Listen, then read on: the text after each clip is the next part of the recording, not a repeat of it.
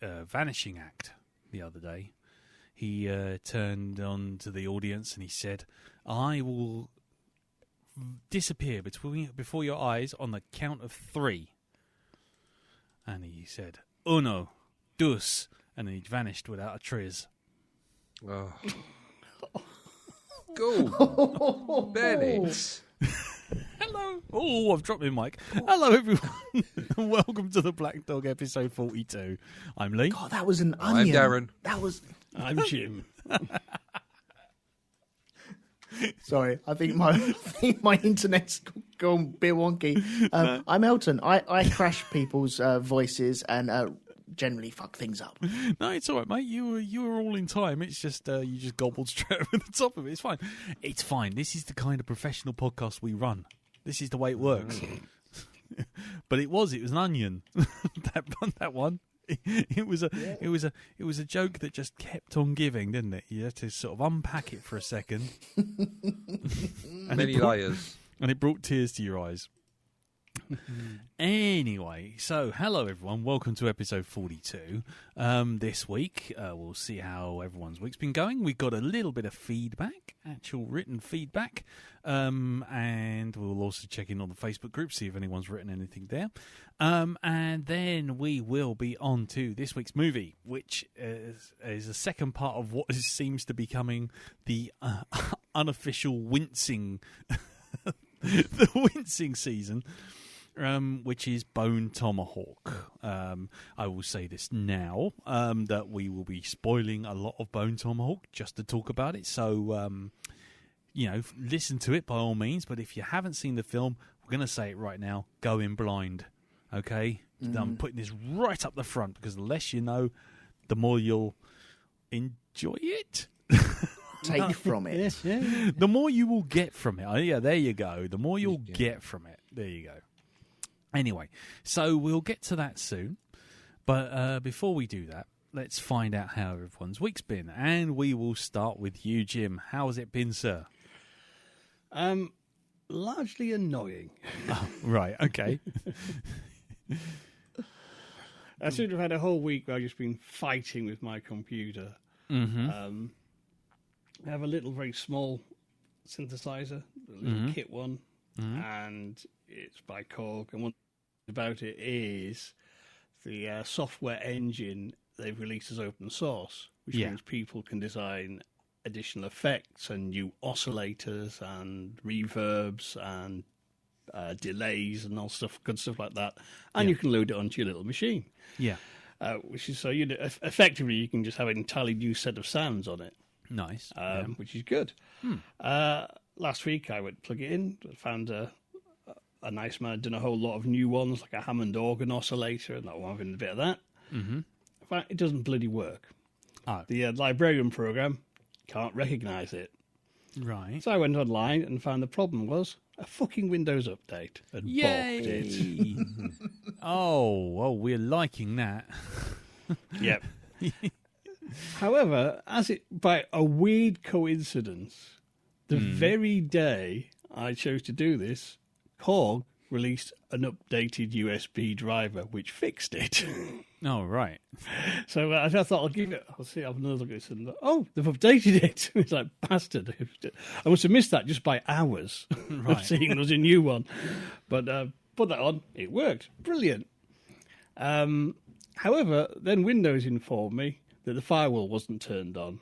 Oh, here we go. I looked into it. I found there's been an update that hasn't been installed, and it won't install. And what it does, although it doesn't actually say the firewall isn't working, it keeps whinging that the firewall's turned off. It's like, and like the computer keeps slowing down. That's because it's trying to start the firewall. But apparently the firewall is working. It's like, brilliant. Thank you so much. Half an update.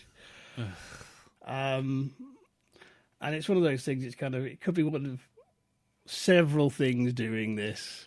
And frankly, I'm at the point of where I've got a lot to do. If you've ever had to fix a PC, you will know. Yes.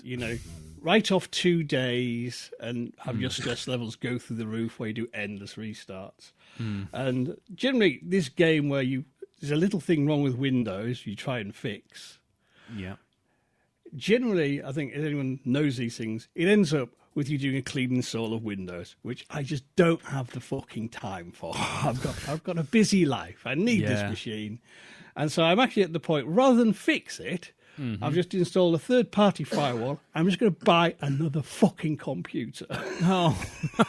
Oh. You know what I mean? I just can't be. I'm just stressed enough. I can't do with this bullshit as well.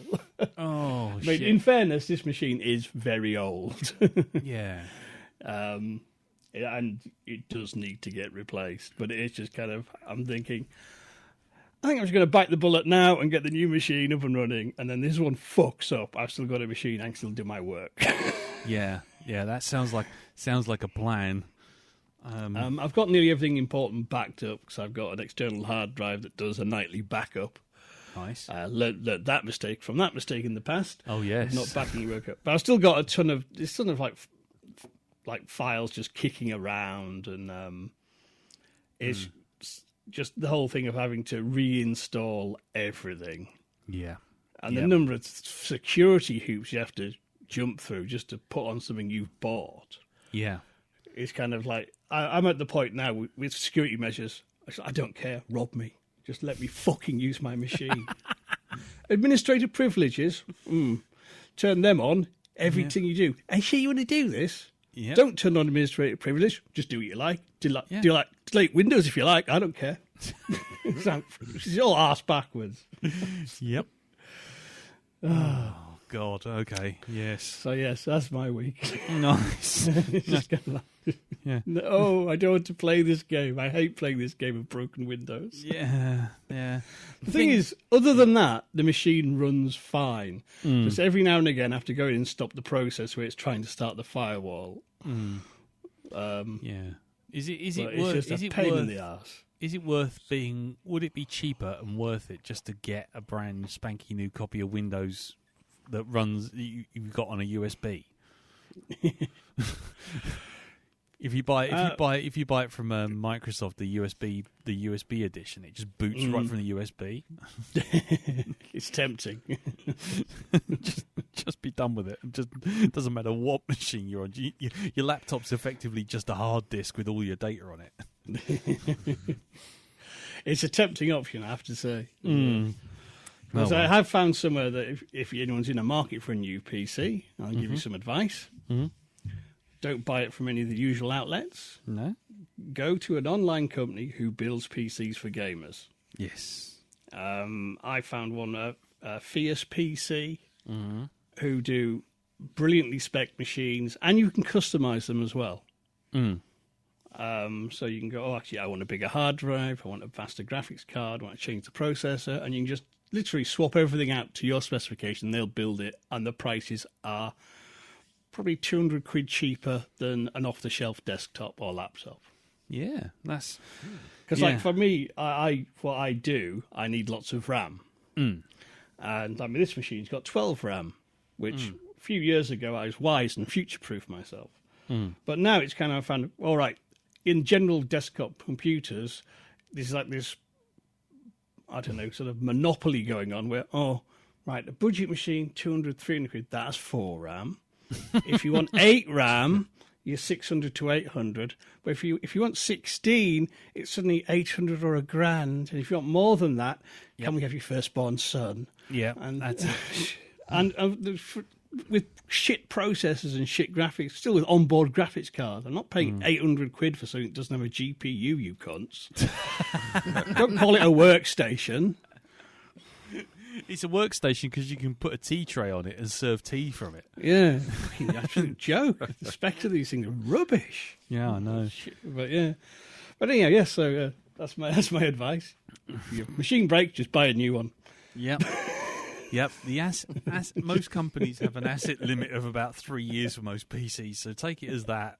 That's the most cost-effective limit for your PC. 5 years at the outside, but 3. Yeah. I mean, I remember when you got that one.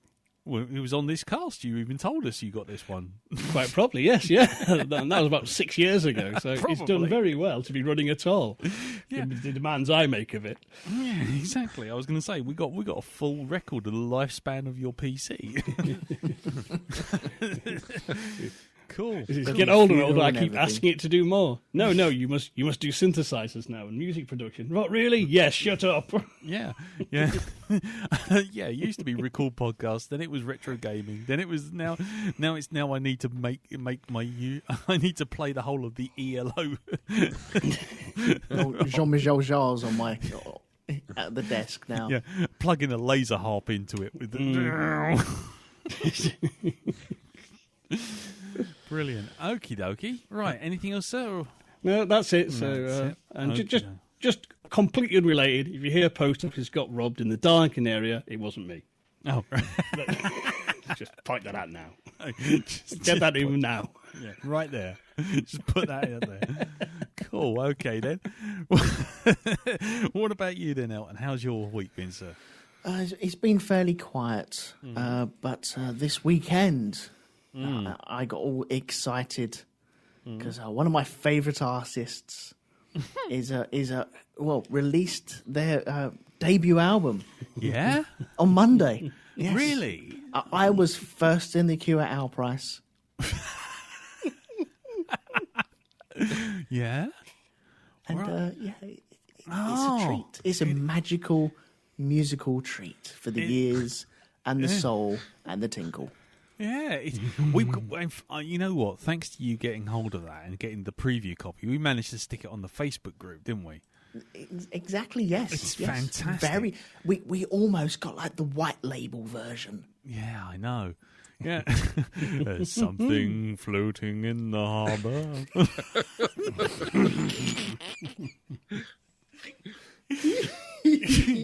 Yeah. The new Darren Diamond. Oh, sorry. No, he's gone. He's gone folk now. Darren Barnard. I long for a boat. And as somebody else said, I short for a giraffe.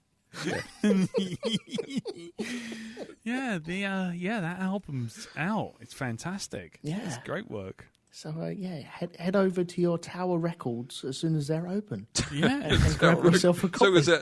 As soon as they reopen. Yeah. Apparently, the tour video is available in Blockbusters.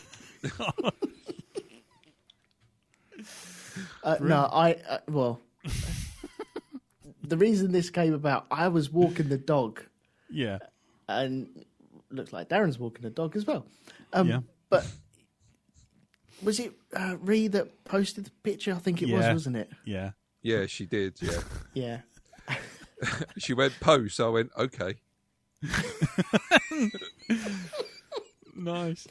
I was walking should have the done dog. pointing and laughing or something like that. That would have a couple of shots, the usual, like hand in the pocket, coat flicked back, that sort of thing, And I saw this as I was walking the dog. I was like, oh, fuck, I wonder if I can do it on my phone. I tried to fuck around with it and I couldn't get it. I was like, as soon as I get him home, opening up the computer and spending the next half hour doing that.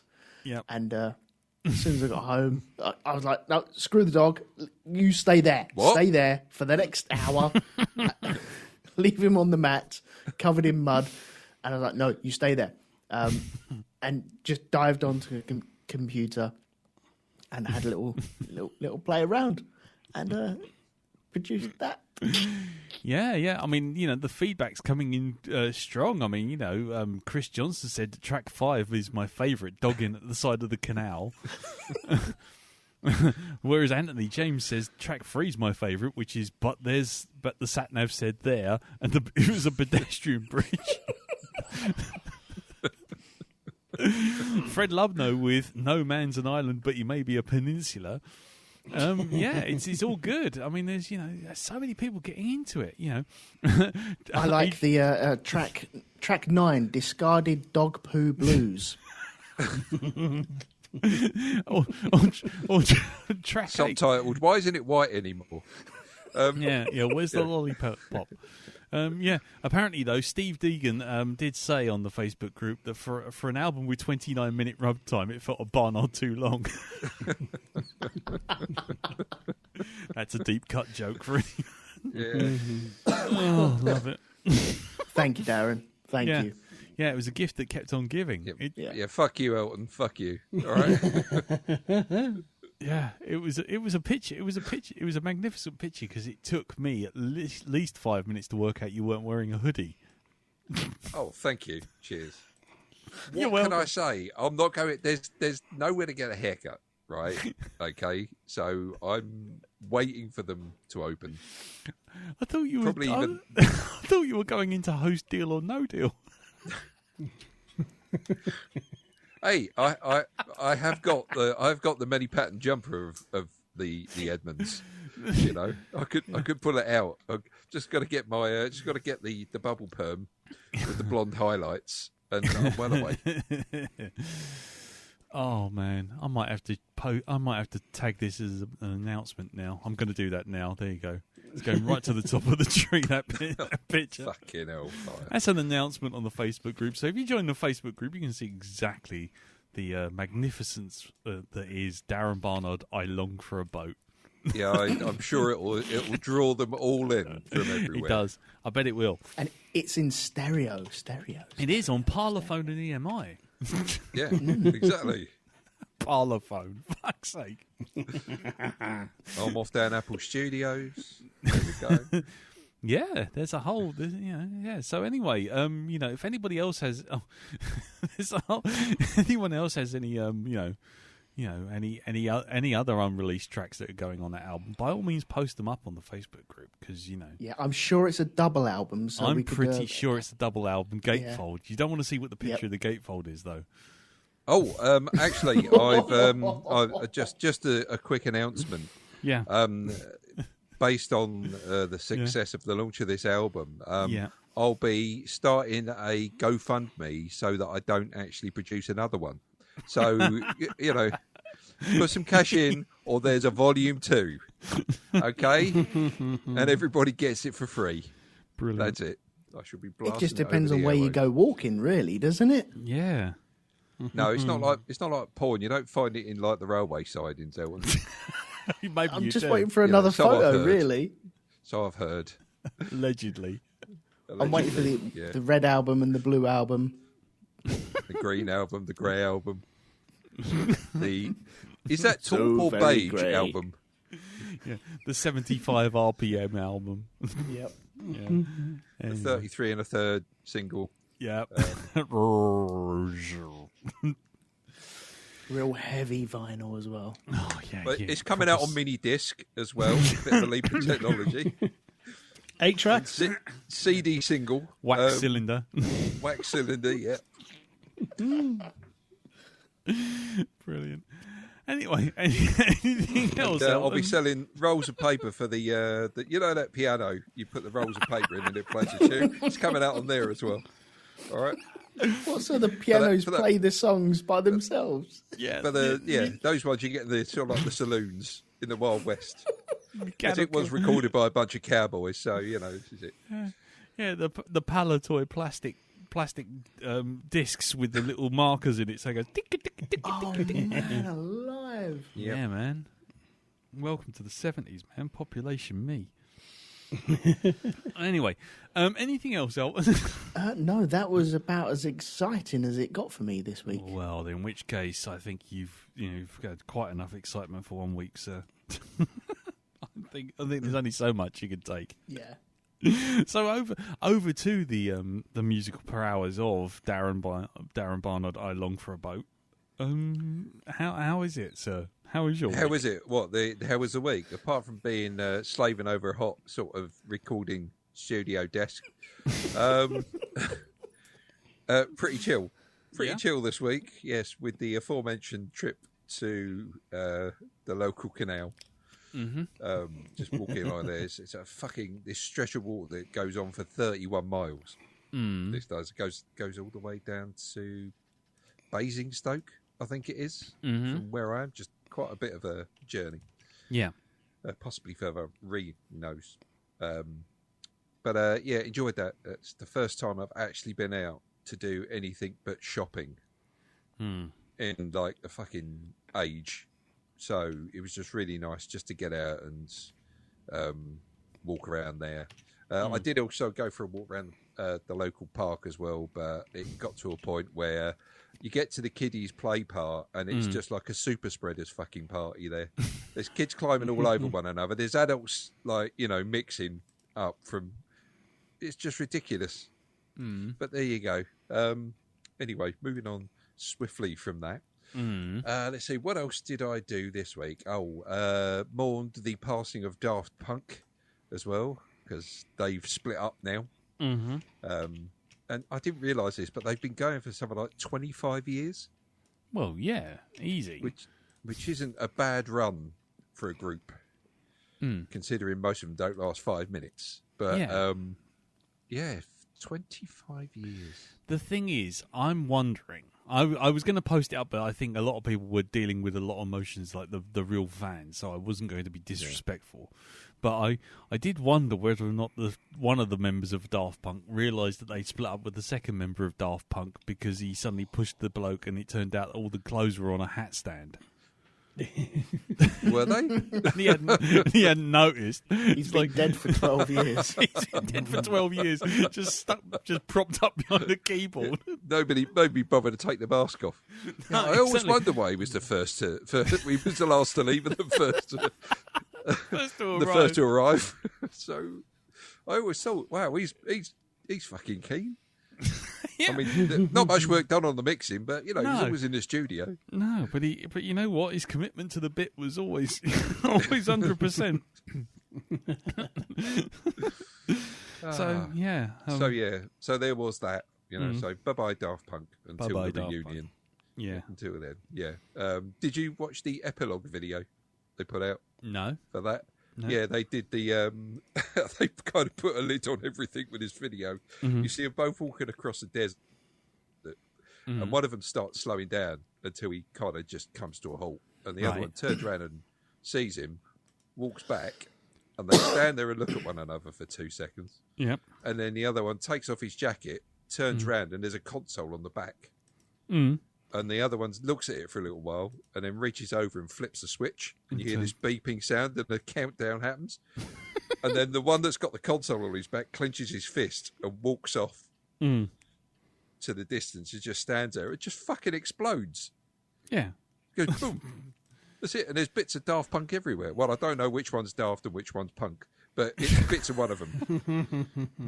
Yeah, and then in the post credit sequence, Pharrell Williams turns up, picks up the helmet out of the sand, and just walks off. It's like it's like the end of that Flash Gordon movie, where somebody hand reaches in and picks up Ming's ring. Yeah, racing. Yeah, I was going to say, hang on, wait until we get to the get to the film. That's the only bit of him that's left that didn't disintegrate.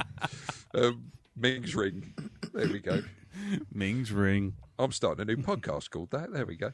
Right, Ming's ring. It's discussion about Flash Gordon and everything else. So, I think going you'll get on, different kind of clientele for that. Oh, I'm sure I will. So, moving on from that onto the video game front, I finished Far Cry 5, which, man, that was dark. I've got to say. And then went straight on to Far Cry New Dawn, which is the kind of the sequel to 5. And I've got to say, I think I'm enjoying 6 a lot more or Far Cry New Dawn more than I enjoyed 5. 5 had these annoying parts that because in the game, what you've got to do is you've got to free Hope County from the clutches of this cult that's taken over. And if you get so far up the resistance points tree for each of the sort of like the head guy's siblings, because he's got 2 brothers and a sister who run things. They run different parts of Hope County, and what you've got to do is you've got to slowly whittle them down till you get to the point where you have to face off with them. Right? Yeah. And there's a lot of drug stuff in this. There's this drug that they've got that they produce that they use on their members and they use on people to brainwash them to join in this cult. And I don't know, those bits where you reach a certain point in the resistance tree and you get suddenly pass out and wake up in these sort of drug-induced nightmares. I don't know. I wanted to skip through all of those, but unfortunately, you have to play. Yeah, it's like I just want to get on and play the game. I just want to. It doesn't. Go on. What, go on. No, I was going to say, does it remind you of the real-world sequences in Assassin's Creed?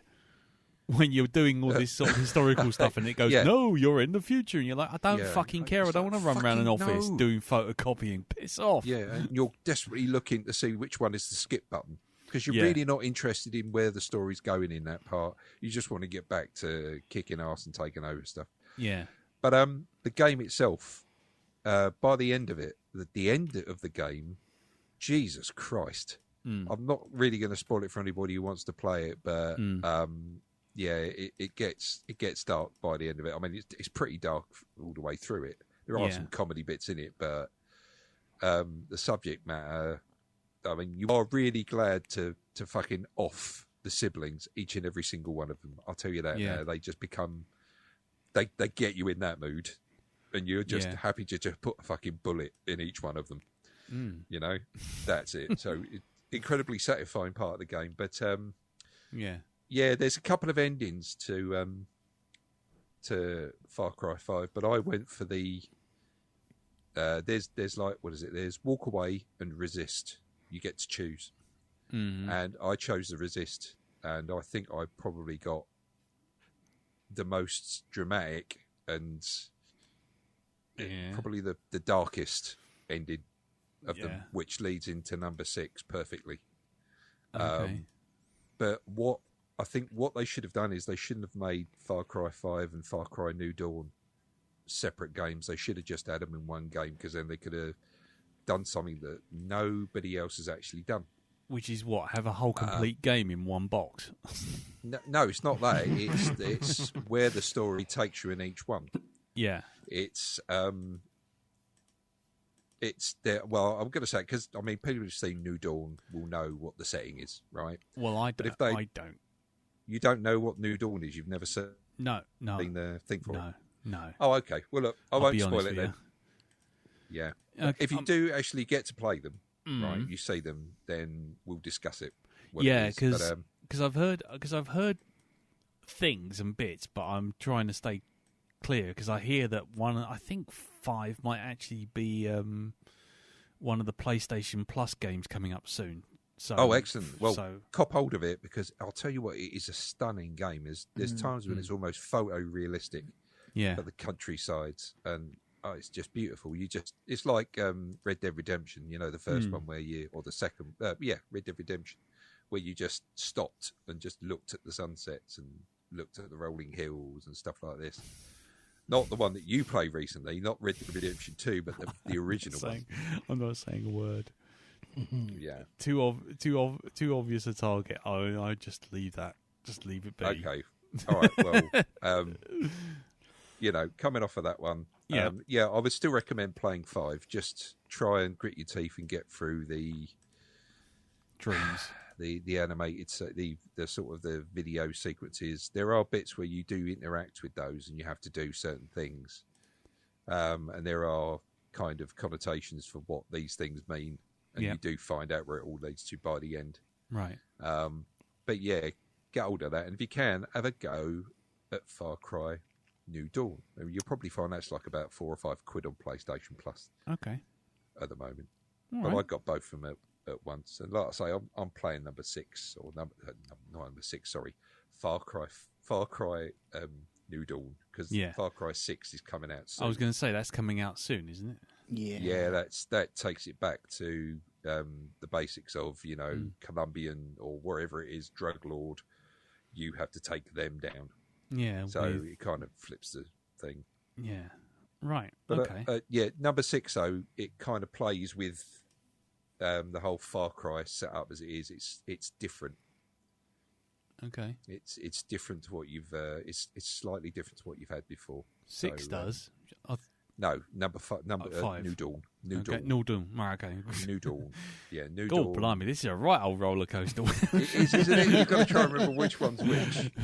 It's, as you say, it's like Assassin's Creed. We got Assassin's Creed 1, Assassin's Creed 2, and then he goes Assassin's Creed Sandwich Shop. Yeah. It's like it's a spin-off or a side story from the actual main thing. Yep. Yeah. Assassin's Creed. Assassin's Creed, the only series with 4 entries and 12 games. Yeah.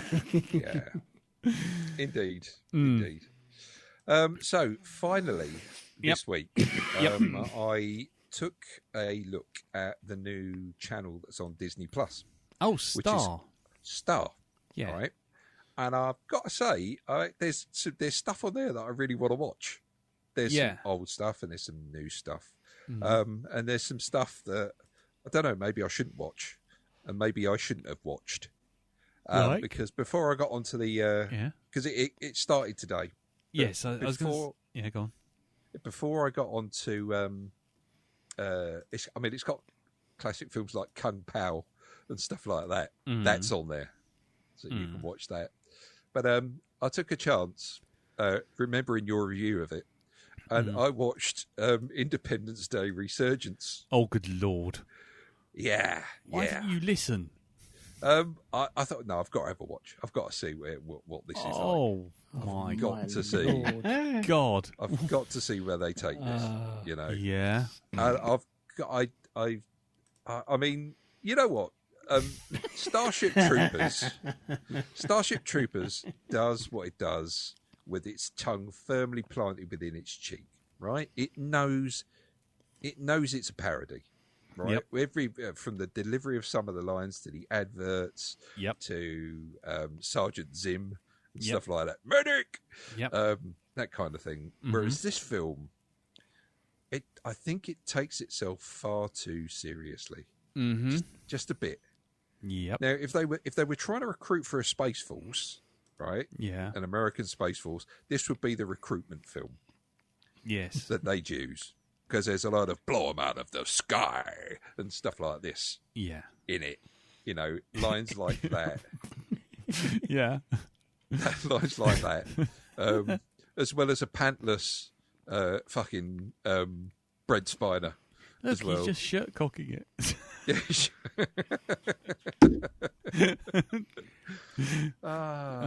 Dear, oh dear. You see, what I don't get about this, right, is why you were watching it? Well, why I'm watching it, but it's like, one of the fundamental things of this film is that the human race has studied the technology of the previous invasion, and they've built stuff, right? And it's like they've got all ships, they've replaced it, and most importantly, they've replaced the engines on top of helicopters now. Because, rather than just get rid of helicopters altogether and just make a brand new type of ship, they've just replaced the engines on top. Yeah. As you see in many of the shots of the helicopters, they obviously spent a lot on this special effect because they use it a few times. Yes, they do. Yep.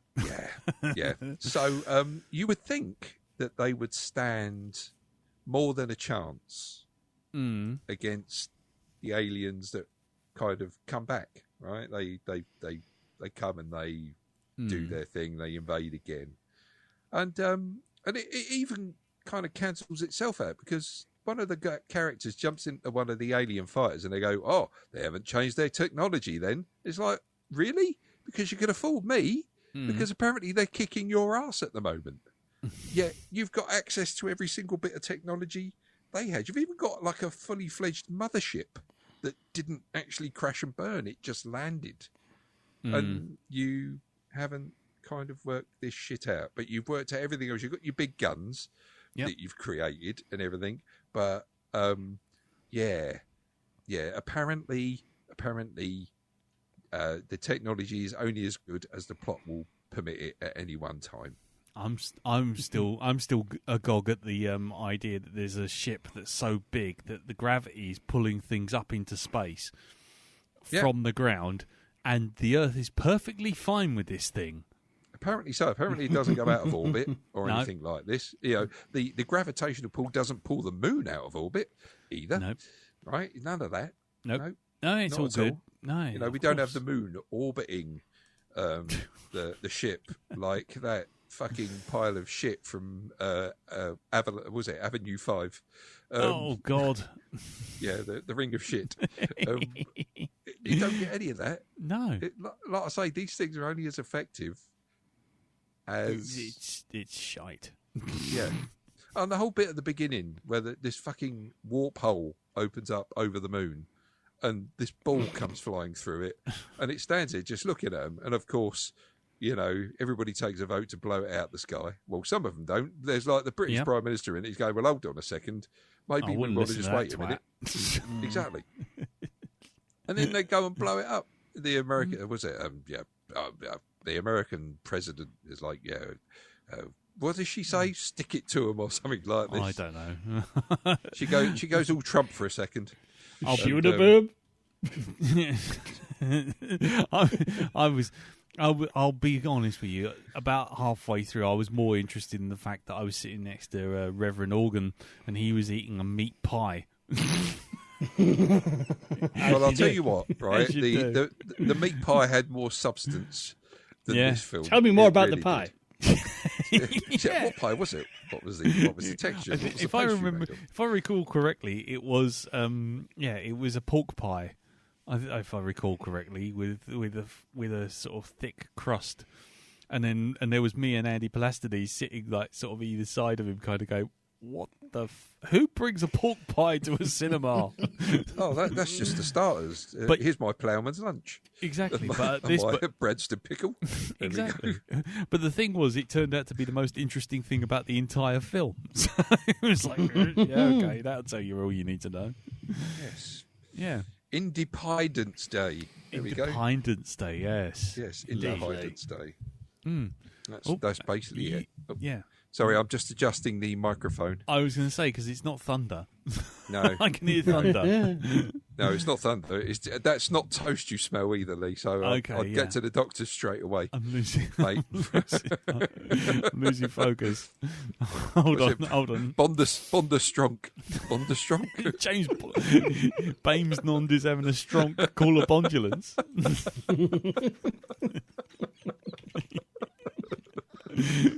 Oh God, here we go again. Oh God! Oh, holy shit! Right, James Nond. You know what? To wash that taste of that film out of my mouth, I watched some real science fiction, and I started watching Futurama from the start. Excellent, because that's on there as well. They've yes. got all seasons, and I think all the films are on there as well. Mm. So I sat there laughing my nuts off at that because I forgot how funny Futurama actually is. It is, isn't it? It's so good.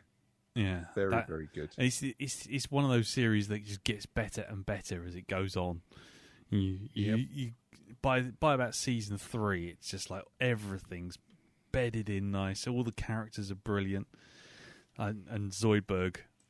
My favorite episode is definitely the one where they go back in time and they end up at Area 51 and basically Zoidberg decides to stay because there's free food buffet. You know what? It shows you how timeless this show actually is because Maria was sat here watching it with me and even she was laughing at it as well. Mm. So there we go. It's cross-generational. Yeah. Brilliant. Excellent stuff. Cool. Okay. Is that it, sir, or you got anything else? Okay. No, that's it. Just okay. That. Well, I'll keep mine brief. Basically, nothing much has changed from last week. I've almost finished the game Control. I'm into the DLC of it now. Lots of very weird shit, and there was a level which was absolutely outstanding in its creativity and just madness. I don't know if you've seen it, Dow. Have you played the game? You played the game, haven't you? Yeah, I'm nearly finished with it. Which bit are you talking about? The ashtray maze. The ashtray, yes, that. That is complete and utter fucking bonkers. It's hard to describe, but imagine a map which is constantly evolving in a sort of Doctor Strange-like fashion. Yeah, but amazing.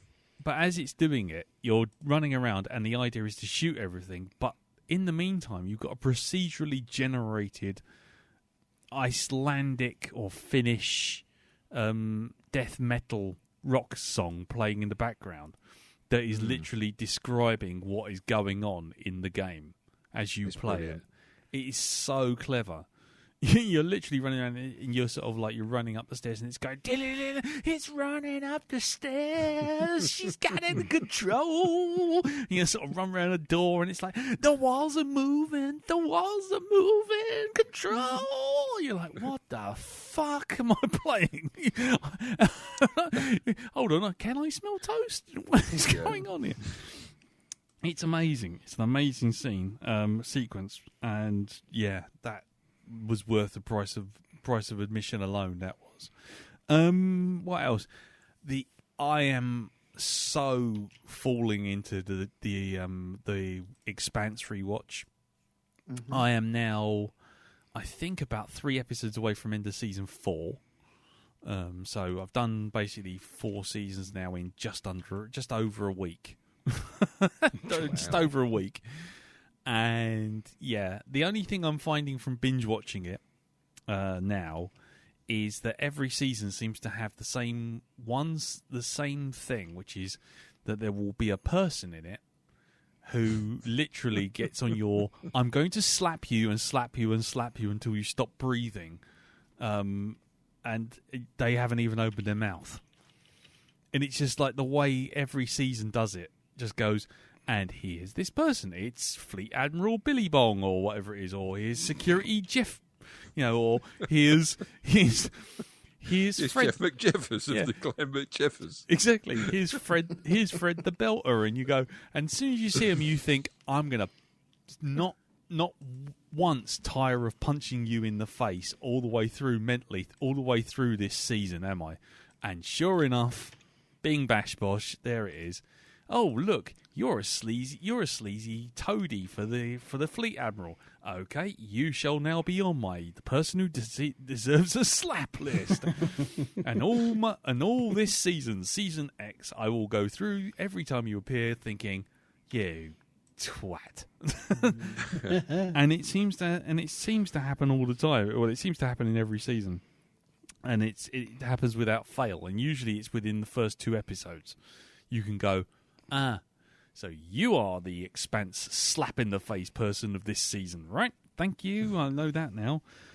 So, but otherwise, I'm enjoying the show. I'm still enjoying it. Oh, one other thing. I did say this on Elton's cast, so this may come up again in a couple of weeks' time, depending on when it's released. But I actually went to the shops. I actually left the house for the first time. In not just going to my parents to just help them out with installing something on their Amazon or whatever, but actually went to the shops. And you know what I've discovered? I discovered that slobbing clothes are not going out clothes. And the reason I know that is because in the morning, sometimes when I slob in, I just throw on a jumper, I pull on some jeans, and I just slouch downstairs and I sit in front of the computer for like 19 hours a day and occasionally go to the toilet for a change of scenery. And then I was in a situation where the girls wanted some ice cream, and I thought, you know what, this is a good excuse. I can go down to Sainsburys, go get some ice cream. So I was like, right, okay, well, I'll be the heroic dad, and I grabbed a mask and I jumped in the car and I shot down to Sainsburys. And I walked into the Sainsburys and it's all fine. It's like about 8 o'clock at night, and then all of a sudden the girls are like texting me and they go, have they got chocolate mint choc chip? Have they got chocolate? Have they got cookie dough? That sort of thing, And I'm sort of answering the phone with my one finger while sort of going through all the frozen goods. Yeah. And then I realised something. What's that? My slobby jeans haven't got a belt. Oh. Now I realised this as I pick out 3 tubs of ice cream. Oh, no. So I've got ice cream in one arm, 3 tubs. In the other hand, I've got my phone, which I'm trying to answer the kids, and then I have that horrible lurchy feeling when you know your trousers have just gone past the high part of your hips. Oh no! And I'm standing in the queue in Sainsburys. Do you know what? Bromley's done well without seeing the crack of your ass for the past 8 months. Well, that was the thing. Luckily, it dropped. It dropped just down as far as the top of my belt, the top of my jumper, because I'm wearing a slobby jumper. Right. So my slobby jumper is sort of stopping just below the crack of my arse, and my trousers are making their way to that precipice. Right. So what I ended up having to do was walk, sort of like with my legs as far apart as possible, like I'm standing there like a gunslinger. You had to walk like a Todd McFarlane drawing of Spider-Man. Yeah? Exactly. and literally pivot. Yeah, I couldn't bend my knees. I literally had to pivot from one foot to the next, keep them as far apart as possible to maintain the width to keep the trousers up. I must have looked like I was gonna I looked like the world's worst John Wayne fucking tribute act, walking in with a half full of ice cream, a phone in the other, and I've got like, oh God, I'm gonna have to pay now. So hang on, now where's my wallet's in my pocket. Fuck. I'm putting everything down, trying desperately to maintain my wide-legged stance and take out my wallet and casually pull my trousers up all at the same time. And I did it, and I felt great. And I got out of the Sainsburys, and as I got across the car park, it started again. So I then had to then do my pivot from one foot to the next with my legs completely rigid, pointing out like an A-frame all the way to the car. Did you not have a bag or something with you? No, I'm eco-friendly, mate. Bag for life. I didn't have a bag, you know. So that's not a bag for life. That's no bag for life. Well, exactly. No bag, no life. You know, it's balanced. Thanos would approve. The bag, life didn't choose me. Exactly. And the only sack that was going to be displayable was if my trousers fell down. So, you know what? We're gonna find out you've had a tattoo done that says "bag life" across your fucking stomach, like Tupac. Or on my arse, it's got 2 W's. It's not Wonder Woman tribute act. It just says "wow" when I bend over. Anyway, right. So that was it, really. That was my week. So let's move on. We did have some feedback. Let's go and find the feedback on the discussion. There's feedback written that's come in, and we also have some on the episode. He says, desperately trying to find the episode. There it is. See all. There it is. And Peter Organ wrote in, the aforementioned meat pie eating Peter Organ, and said he had been after last week's episode said that Sprog 2 had been playing the same Little Nightmares game that Darren has been has been telling us about, and then apparently Sprog 2 regaled us all of the exploits, all of her exploits in it at the dinner table, which was nice. Lots of meaty metaphors going on in that game. Good Lord, yes. Yeah. The wrong one. Yeah. There is another piece of feedback about this week's episode, about this week's film, which I'll just say because it was Martin Thompson, and he said, guess which part of the film I was watching when I was eating a ham sandwich. When I was splitting a crab. I did say, thank God it wasn't a banana split you were eating when... Anyway... But anyway, back to last week's episode. Yes, we had a little email written in from Maniac Cop, and he writes to say, firstly, thank you to Mr. Moon for bringing this gem, which was Blue Ruin, which we reviewed last week, to my attention. The best movie the Black Dog has introduced me to since The Borderlands. There you go. Borderlands with that ending. Yeah.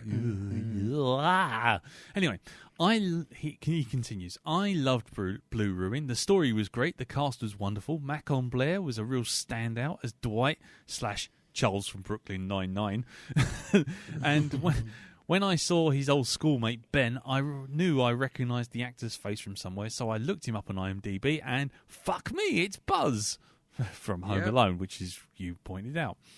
I really love the setup on the beach with the car. At first, it's unclear what that's all about, but the plot progresses and you realise that it's showing you what it's showing you and all that. Although he's no action hero, Dwight is a really resourceful guy, and at no time was I not engrossed by this film. It had me hooked all the way, and I absolutely loved it. There you go. So there you go. That's good. A little bit of positive feedback, and once again introducing a new film to people, which is always cool. Yes. I like that. I like doing that. That always makes me smile. Indeed. Though I don't think anyone who's being introduced to the next film will particularly thank us for it.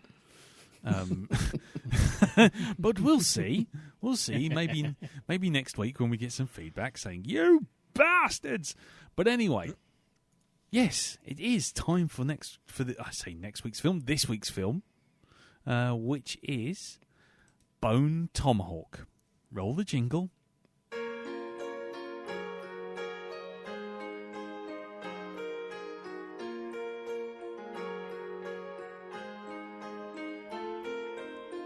I see it's nearly 5 o'clock. I'm here at home, my work's all done. No question where I'll be tonight, a place of cinematic fun. It's the lockdown, but I will not pout. Oh, my friends, I won't be seeing this out alone.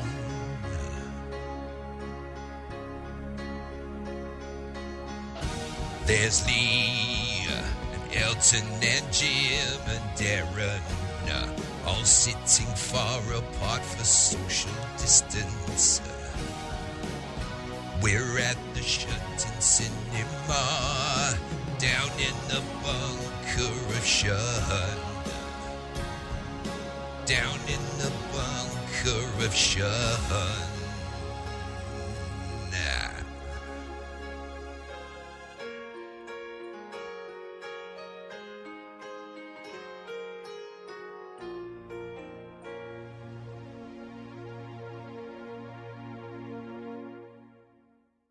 Hey fellas, it's been nearly 5 years. You gonna let me out now or what? No. Right, so Bone Tomahawk is a 2015 American independent Western cannibal horror film, as you do. Doesn't say that normally on the cover, though. It just says Western, which is a touch on the distracting side. And it's written and directed by S. Craig Zahler. It stars Kurt Russell, Patrick Wilson, Matthew Fox, Richard Jenkins, Lily Simmons, and Evan Congeet, David Arquette, and Sid Haig. It had its world premiere at the Fantastic Fest on September 25th, 2015, and was given a limited release on October 23rd, 2015.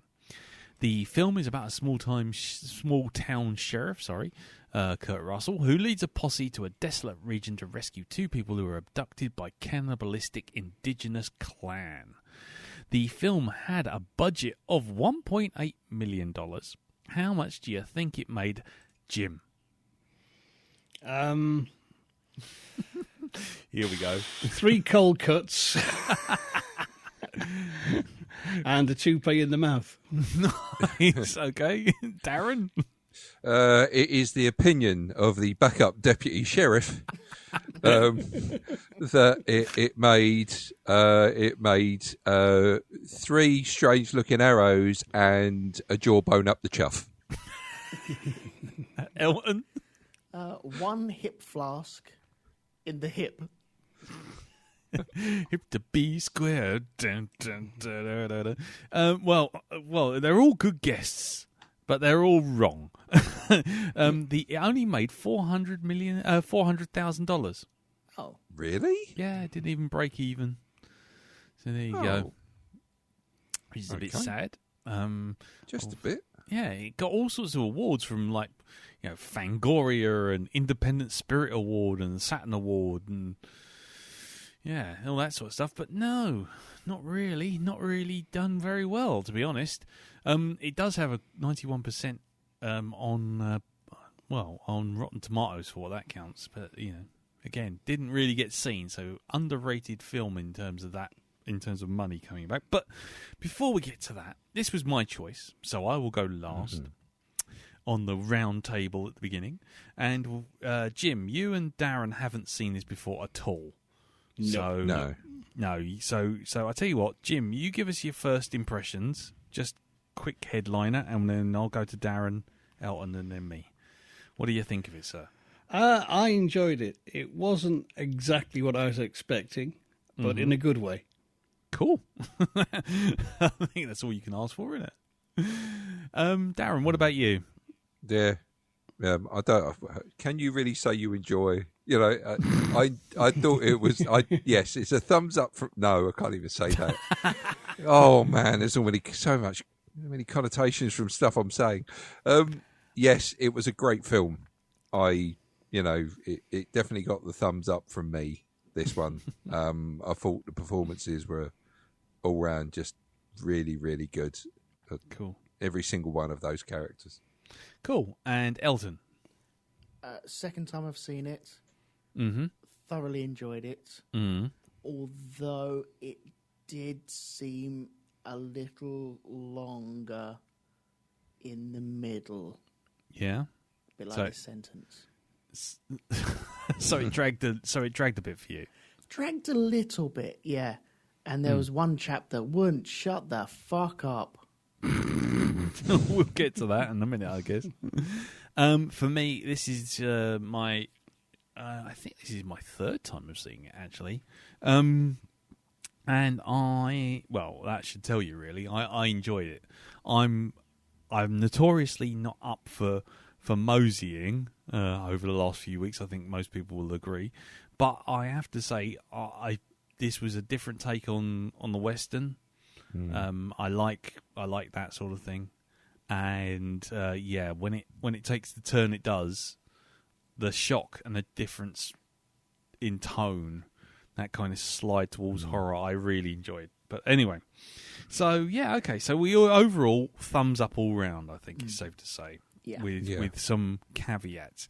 So, Elton, you mentioned that character Richard Jenkins playing the deputy.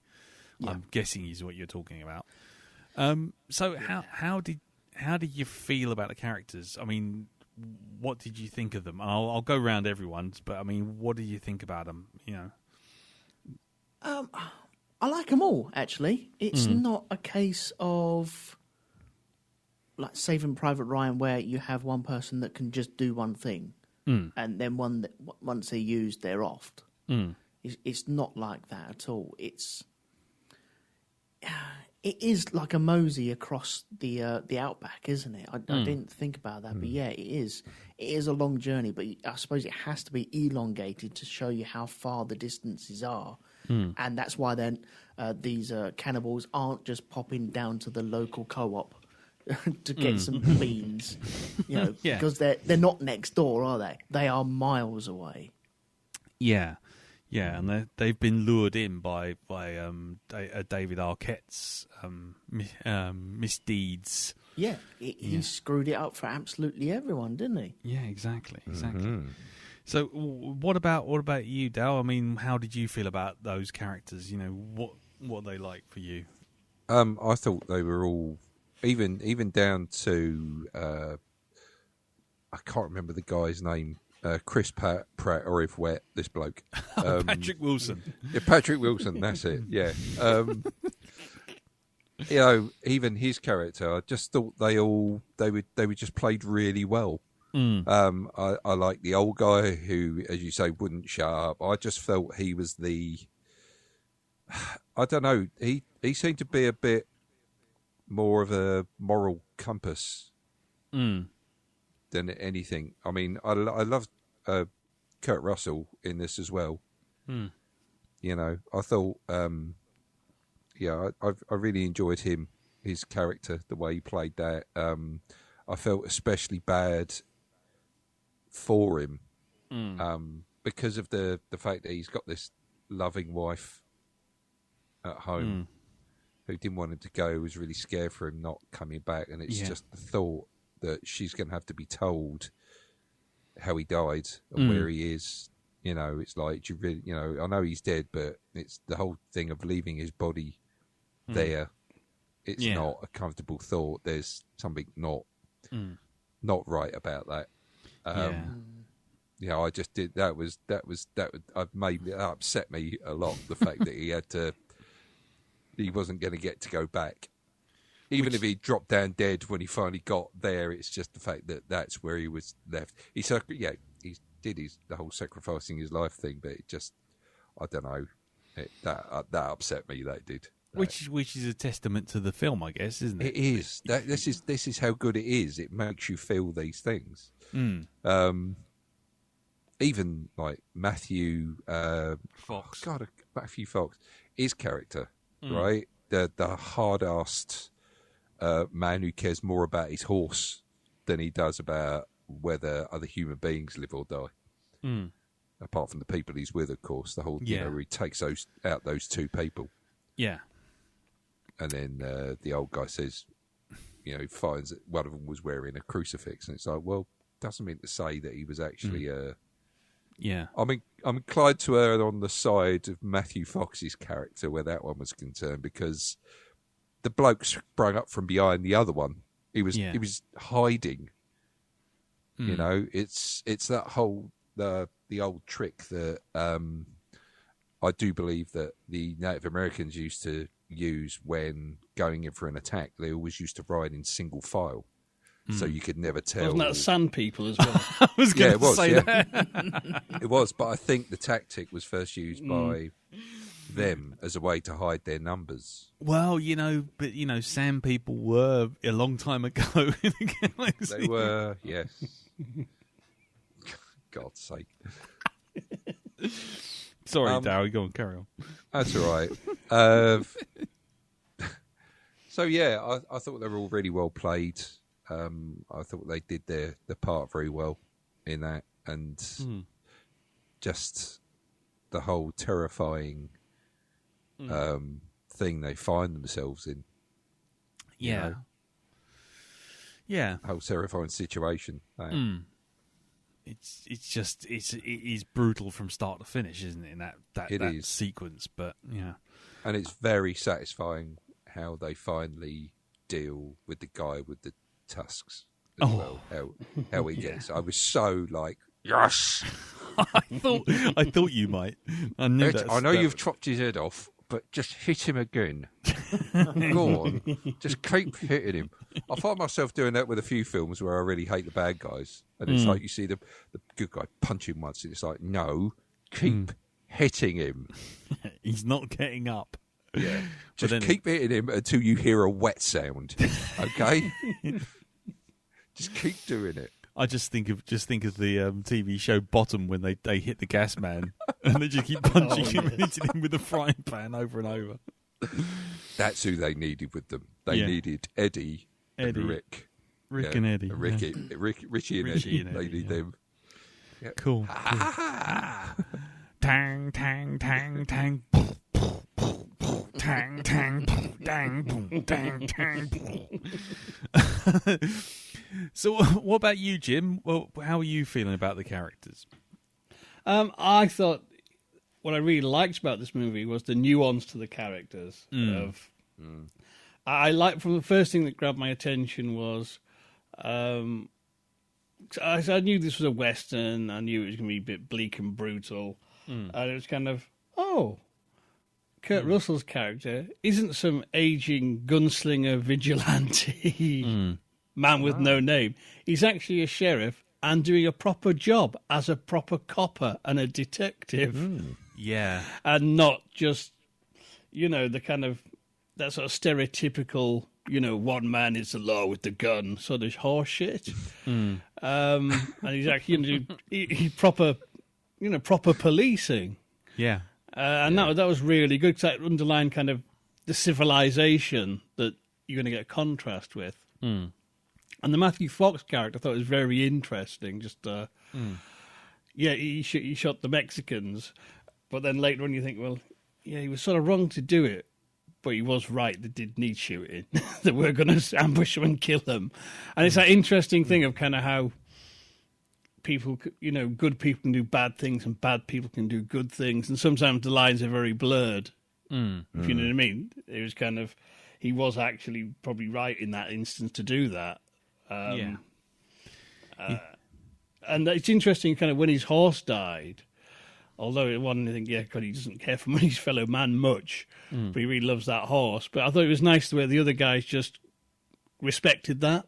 Yeah, and we're like, oh, sorry for your loss, or sort of, you know what I mean, and there's lots of just little sort of really well observed character touches I liked, and I really liked actually how it was funny, but it was kind of like what I call like proper everyday wit, not people doing one-liners.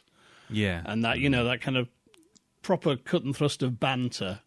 Yeah, and particularly in harsh situations where the humour creeps in, and it is gallows humour. I thought it was just really well handled. Yeah. Yeah, exactly. Yeah, was it Mr. Bruder has just educated two Mexicans in the meaning of manifest destiny? But I don't blame him for shooting the Mexicans, though. How many films have we seen where they bring someone into a camp? Oh, yeah, okay. Yeah, we were just passing by. Can I just stop and have some beans and sit by the fire for a little while? And they're like, yeah, okay, fine. And then all of a sudden they're ambushed. This just cut it right off at the very tip before any of that shit could start. He saw that and he's like, do you know what? Let's not deal with this. We've got other things to deal with. Let's get rid of these guys. Yeah, it's kind of a harsher version of the indie versus the swordsman kind of affair, isn't it? It's just like, I've got bigger fish to fry. Fuck this noise. Yeah. We know where this is going. Let's just cut straight to the end. And I think for me with the characters, it was kind of interesting because in any other Western or any other action film with an ensemble like that, the Matthew Fox character would have been the one you were expecting at some point to turn on them. Yes. I don't know if anyone, and he didn't. And then you start to learn that he's got a reason for being the way he is. With his sister and mother getting offed by the Native Americans in the area. Was it sister and mother or daughter and wife? I always get that. Sister and mother, wasn't it?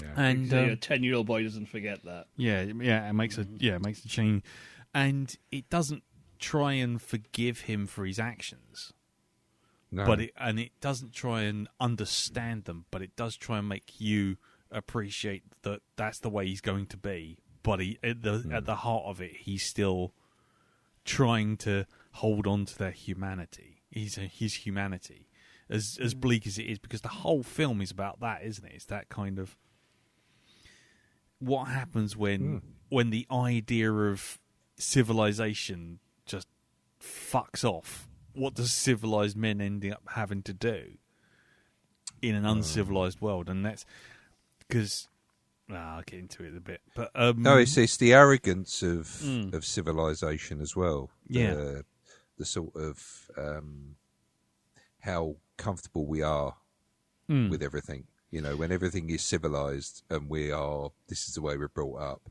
Yeah. When the shocking, this sort of, I don't know if you can call it a society, is suddenly, brought into play, the more savage way of doing things. It's how scary that is. It's even more scary because those guys have got no morals whatsoever. I mean, you see what they did to the pregnant women. Oh God, yeah.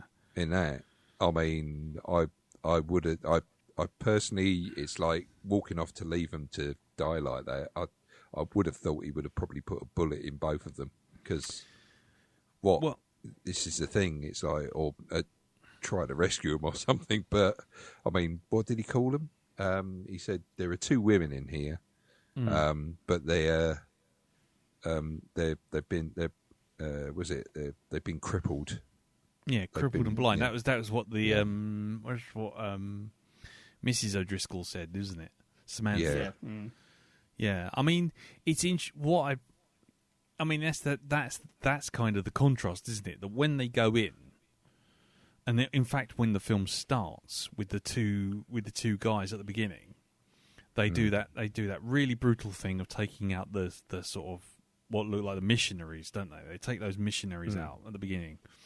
Yeah. And you think, oh, that's quite savage and bleak and nasty, but they walk off into this evil looking graveyard.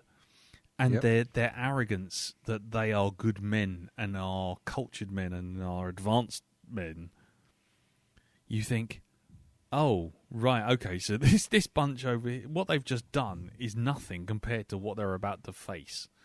Yeah. And it puts everything into context. But their arrogance that they can just stroll through something with two guns and expect it all to go their way.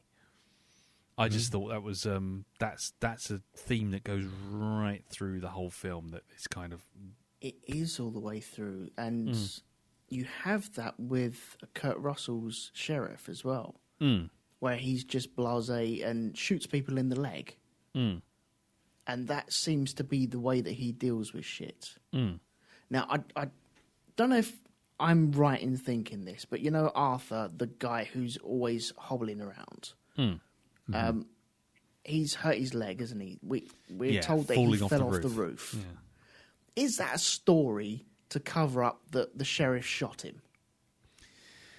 No, because you see that wound more than a few times. It's not a gunshot wound. That's not a gunshot wound. Right. It's a green split fracture, isn't it? Yeah. Yeah. Because that to me was an illustration of which the film kind of does that thing that I think was the foundations were laid with things like Unforgiven, where it's sort of like everyone wants to see the old West as, sort of fucking Roy Rogers in a bright blue, sort of eggshell blue thing, riding across the hills, sort of singing a jaunty tune with a hat at one angle, or I don't know, Howard Keel going, "There's a bright golden haze on the middle," and everyone wants to see that. But things like Unforgiven, and to a lot lesser degree Silverado, and a couple of and the Sam Peckinpah westerns, what was it, the Wild Bunch? Wild Bunch, those ones not as much as kind of flew against that kind of 50s, 60s kind of Technicolor, sort of Blazing Saddles-esque kind of idea of cowboys and Indians and, the Old West and all that kind of thing. And this is kind of taking that right to the very edge. It's like, no one's innocent. No one. The world is harsh and cruel, and they are in the middle of fucking nowhere. Yeah. And the Patrick Wilson falling off the roof is kind of the first of many reminders that it's almost Lovecraftian. The world around you and the things around you do not give a shit about you. And you've got this veneer of kind of civility, sitting in a house which is all nice and dandy and lovely, and you've got these fluffy pillows, but you go like 6 feet outside of the city limits and it's a shithole for as far as the eye can see. And youth stand there and bark out into the darkness, but sometimes the darkness bites back. And straight from the off, that's what that's all about. Is to just kind of constantly remind you that he feels safe and mollycoddled and sitting there sipping opium and just resting his leg and all that kind of crap. And then finally he has to actually do something, and it's like, yeah, you're going to get about 5 feet and you're fucked. Or 2 feet, as it were. 1 foot, if the crouch gave away. Indeed. So, okay, well, Jim, specifically for you for this one, but, anyone else wants to dive in, feel free. But I think Jim's most qualified for this next one. Cannibal movies. They're kind of a very, very niche of a niche, aren't they? Well, it depends. There's two main breeds of cannibal movie. There's the kind of I don't want to say classic, but there's the jungle cannibal films where you've got like that Cannibal Holocaust, Cannibal Ferox, Mondo Cane, all these sort of grim and thing stuff in the Video Nasties list. That's often they're not for the human gore because they had real animal cruelty in. And, it's people go into the jungle and get fucked up by the local tribes. Normally through their own arrogance and because they're bastards. But that's one strain. But then you've got kind of, this is tied to something different. I mean, that kind of Italian and sort of, what you say we call the Mondo cannibals, the jungle cannibals, that goes back to documentaries, there's one called Mondo Carne, which is World of Dogs, where it just went around the world and showing people doing fucked up things. Right. Basically. However, this goes back to an older tradition. This goes back to the legend of Sawney Bean. Oh, right. The Sawney Bean is largely, it was reported for many years as history. It was now believed to be completely made up. But it was a story about in the 16th century. It was an inbred family of brigands in Scotland who not only used to kill and rob people, but they're all cannibals as well. Right. And, the king's men eventually hunted them down and butchered the lot of them. And they found, they lived in this cave and there was just, body parts all pickled and... they're all like savagely and severely inbred. Wow. And from that story, I mean, that it comes up again in the Texas Chainsaw Massacre, is essentially Sawney Bean moved to, the middle of Texas. And likewise, Wes Craven's The Hills Have Eyes. And this is very much like an Old West Sawney Bean story. I mean, these are the these are the Indians. The Indians are frightened of. They call them troglodytes. Yeah. That's so. It's kind of it's really going into that idea of kind of whereas the Italian sort of jungle cannibals, that's kind of about civilization of the West and tribal culture. The Sawney Beans story is all about what happens if people say, fuck being human. Yeah, oh, blimey. Oh, okay, yeah. And you literally just give up on any kind of civilization or morality. Anything is fair game. Right, okay.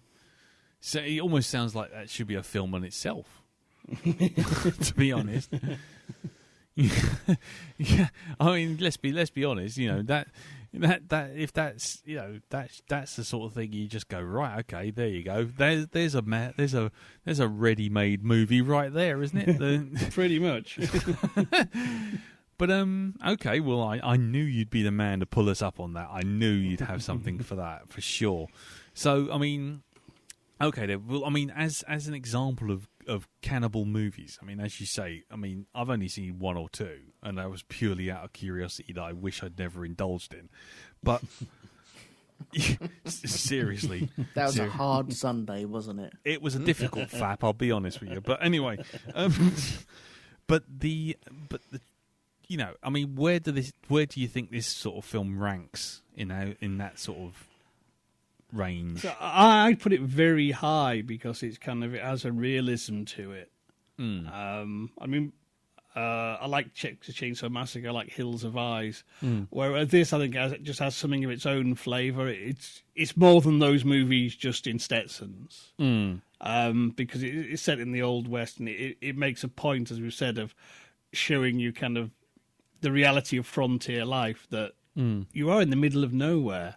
And you're trying to bring civilization to the wilderness, and it's and what I liked about it was kind of the deconstructionist elements, because in many ways I thought it was very traditional, and reminded me a lot of the great spaghetti westerns, had the dust and the grime and the realism of the period, which is fantastic.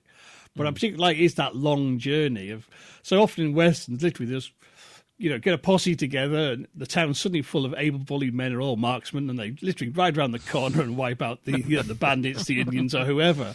Whereas this was much more the reality of it. It was kind of like, if someone's out in the wilderness, they could be fucking anywhere. You could be looking for them for bloody days, and if you run out of water, lose your horses, you are comprehensively fucked. Yes. Yeah. I mean, okay. Then. I mean, I totally agree. I think that's the thing. The shift, and I guess this is to you, Dal, and probably Jim's just covered it. But I mean, but Elton, feel free if you want to jump in. But I was going to say the shift from Western to horror. I mean, you have that shock at the beginning, which is just a shock at the beginning and could be anything. But how do you think that was? How did that feel to you? I mean, because obviously, for 90% of the film, you're sitting there watching essentially just a Western trail movie. Yeah, I thought it was really well done. It's as Jim has said, it's like a lot of other films. It's like things like films like Southern Comfort and Dog Soldiers and stuff like this. Where you've got these people who come from civilization who are out on a training run, and all of a sudden things go fucking pear-shaped in the worst possible way, totally outside their bounds of understanding. And this might as well have been a supernatural horror for how far removed these other characters were. These, the troglodytes, the trogs. Yeah, not talking about the '60s band. Yeah. Although, Wild Thing, you make my heart sing tasty when you put some seasoning on it, and then stick it on a frying pan with a bit of butter. Yeah, make my throat sing. There you go.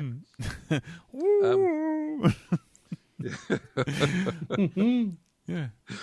Although I do think somebody needs to re-edit this film and replace the noise with the sound from Mugwai,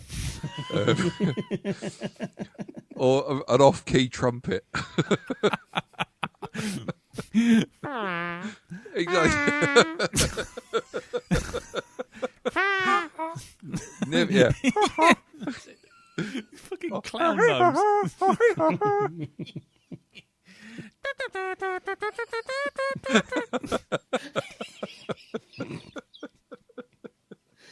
I had to just suck any kind of tension straight out of a situation. Did you hear that noise? The sound of the General Lee coming over the hill.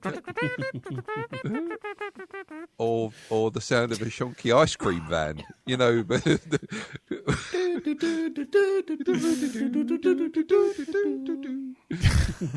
you hear that sound? Yes. Just children running after them. Yeah. And then, no, run the other way. Yeah. So yeah, I thought I really liked the way it jars, because it is quite jarring when they get to that. You realise that no, we're not in Texas anymore. We're not in Kansas anymore. We've moved past that. Yeah, we're in a totally different place. Altogether now. We're in a totally different place. I don't think they overstate the cannibalist part of the movie. No. There is that bit where he's basically got one of the guy's arms and just gnawing on it. But if you wanted to be really graphic and really gruesome and really nail home that they're actually eating the people, there would have been close-ups about this. There wasn't that. No. And it would have been really easy to do that. But instead you had the shot of the two prisons, the guy stood in the middle eating like a KFC bucket, but you know what he's doing. You don't need to see the graphic detail of that. And I really liked and appreciated that they didn't actually go into that depth, because that's too easy, man. That's way too easy. They also, it shows you the West is, it really depends on what Western you get.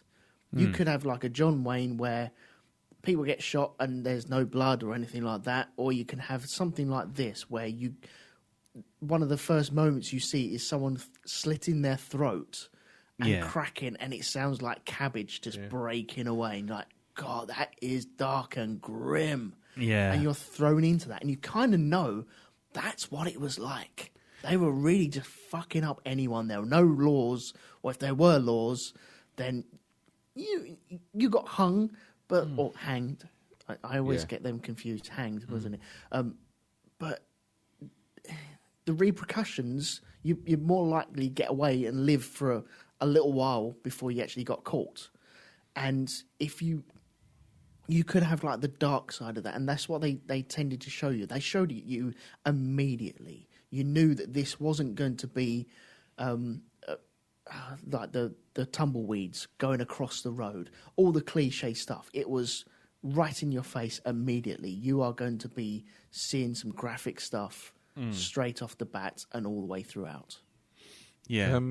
Did anybody else get a bit like this could go one way or the other in that scene where they dragged the bloke out, the deputy, and they started taking his clothes off? I thought, right, this is a film about striking terror and demeaning your enemies and stuff like this. He's either going to get eaten or they're going to sexually assault him right on screen. And I just, for a minute, it was just like, is that where this is going to go? Is this how sick these individuals are? You know, it's... it is that whole thing of as soon as everything starts to go south, once Richard Jenkins and Kurt Russell are caught, and Matthew Fox has caught the Bone Tomahawk straight in the face.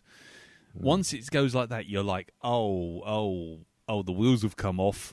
We've had an hour and a half of Here Comes the Rescuers. And 5 minutes of it's all gone wonky.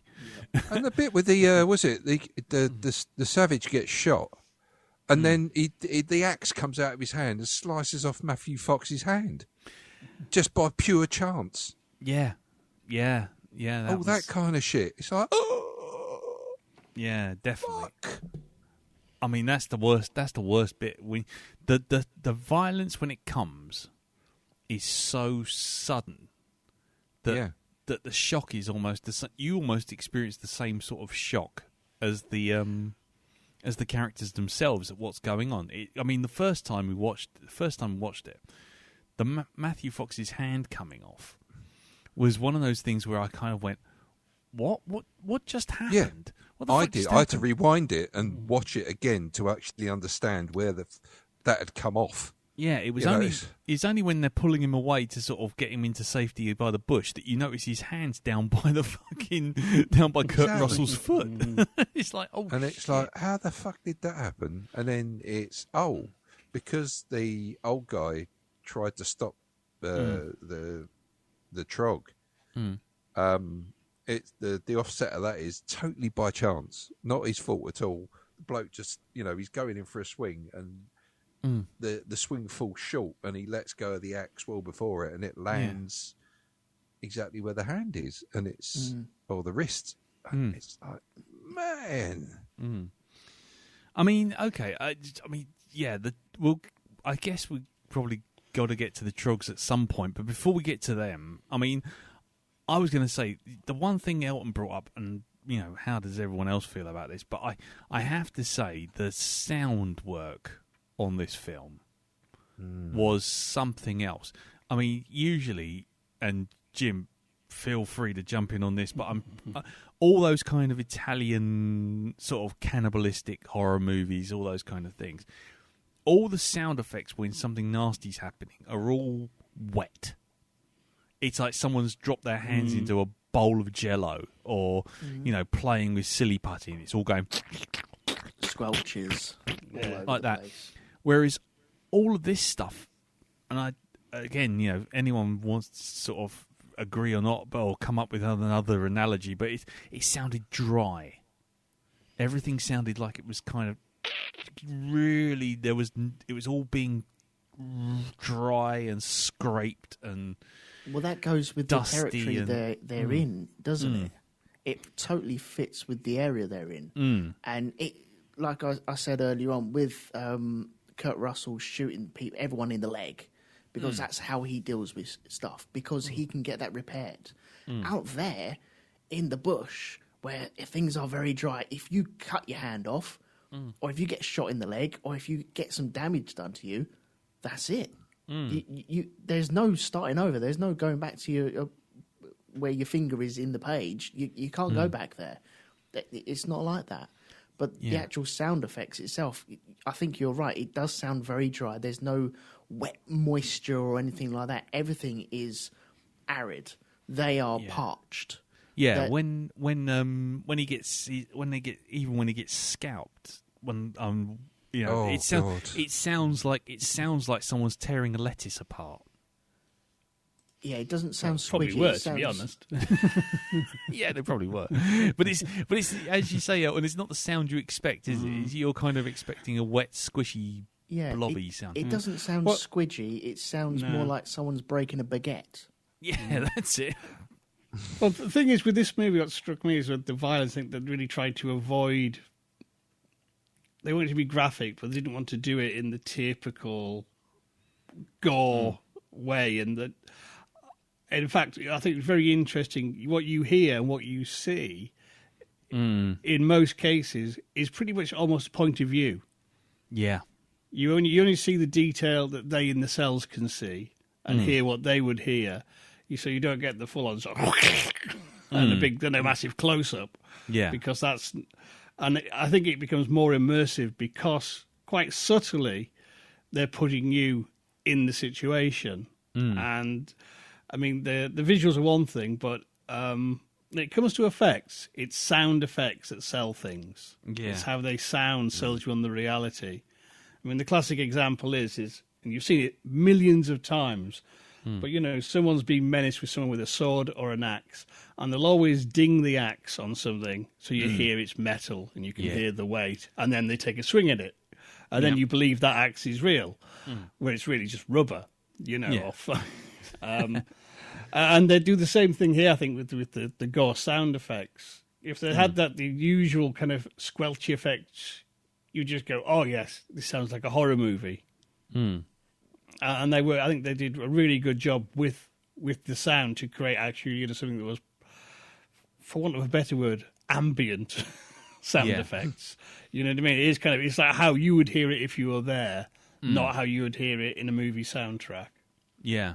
No, that's absolutely right. I was just like, wow, that was the worst bit. It reminded me a lot of films like Halloween, where for the most part in Halloween, you never see any actual violence. I mean, you never actually see any gore. You see the occasional splash of blood here and there, but it's always the sound of someone struggling or the sound of something hitting something else or, puncturing something else. It's never actually, you never see like spurts of blood everywhere. And I always go back to that bit in Halloween with lifting the guy up in the kitchen, lifting him up and nailing him to the door. and it's literally all in shadow. You see absolutely nothing of actual gore. You just see this guy go up. He could have been on a stepladder, and it's just the sound of that sort of thump, thump, sort of into the door behind it, and you're like, oh, I know exactly what's happened there, and I don't need to be told anything else. And then you see Myers step back, and he's just like this guy's still like 3 foot off the ground, and you're like, okay, that's horrible. That is genuinely horrible. And the other sound, the only other sound that's ever been that effective was Lambert's death in Alien. You never see anything of that, and you just hear it over the tannoy, and you're like, oh my god, don't show me that ever. Don't show me whatever's going on now. I don't even want to see. But with this Western thing, I mean, how did you feel about the Patrick Wilson character? I mean, I know, he's got the drive and he's got to go get the girl and all this kind of thing. But how did you feel? Because I mean, I know how I felt when I first watched this, but of him sort of tagging along and slowly slowing them down, and them eventually leaving him behind and him having to catch up behind. How did you feel about it? I mean, go around the table, Dal. I mean, how did you feel about it? Because just for me, the first time I watched it, I thought it initially slowed the film down more than it should have done. It's that whole thing of, you've got a choice. You're running on borrowed time, really, with this. So it's like, what do? You can't stop this bloke from coming along. right? That's it. So they had to leave him because, well, there were, 3 other people whose lives were in danger. So I suppose the needs of the many outweigh the needs of the few or the one, isn't it? Really, when you think about it, it's that whole thing. I thought it was a bit silly of them to send him off into the darkness to begin with, ahead of them. Yeah. That just seemed a little bit, foolhardy. Yeah.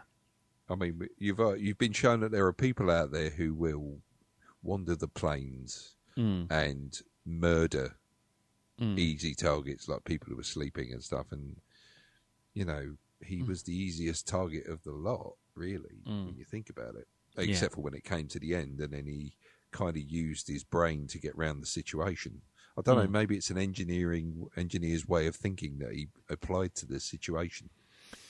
Well, from my experience, if it's an engineer trying to think their way out of a situation, first thing they do is stare at the manual for an hour and then try and write up 16 rules and then just say it can't be done and walk off. But maybe that's just me being me. What about you, Jim? What did you think about that sort of subplot with Luke, Patrick Wilson? I nearly said Luke Wilson. Okay, it's one of the things I quite like, and I liked it as a sort of deconstruction of the usual man out for revenge. So, he's out for revenge, but he's just a working Joe and his leg's fucked. But what are you going to do? You know what I mean? Yeah. And I like the kind of, I say, this isn't your usual Western posse. It's a bunch of kind of whoever's to hand, and the fact is, there's not many people. So you got a dandy, a blum with a broken leg, and an old timer, not an egg timer.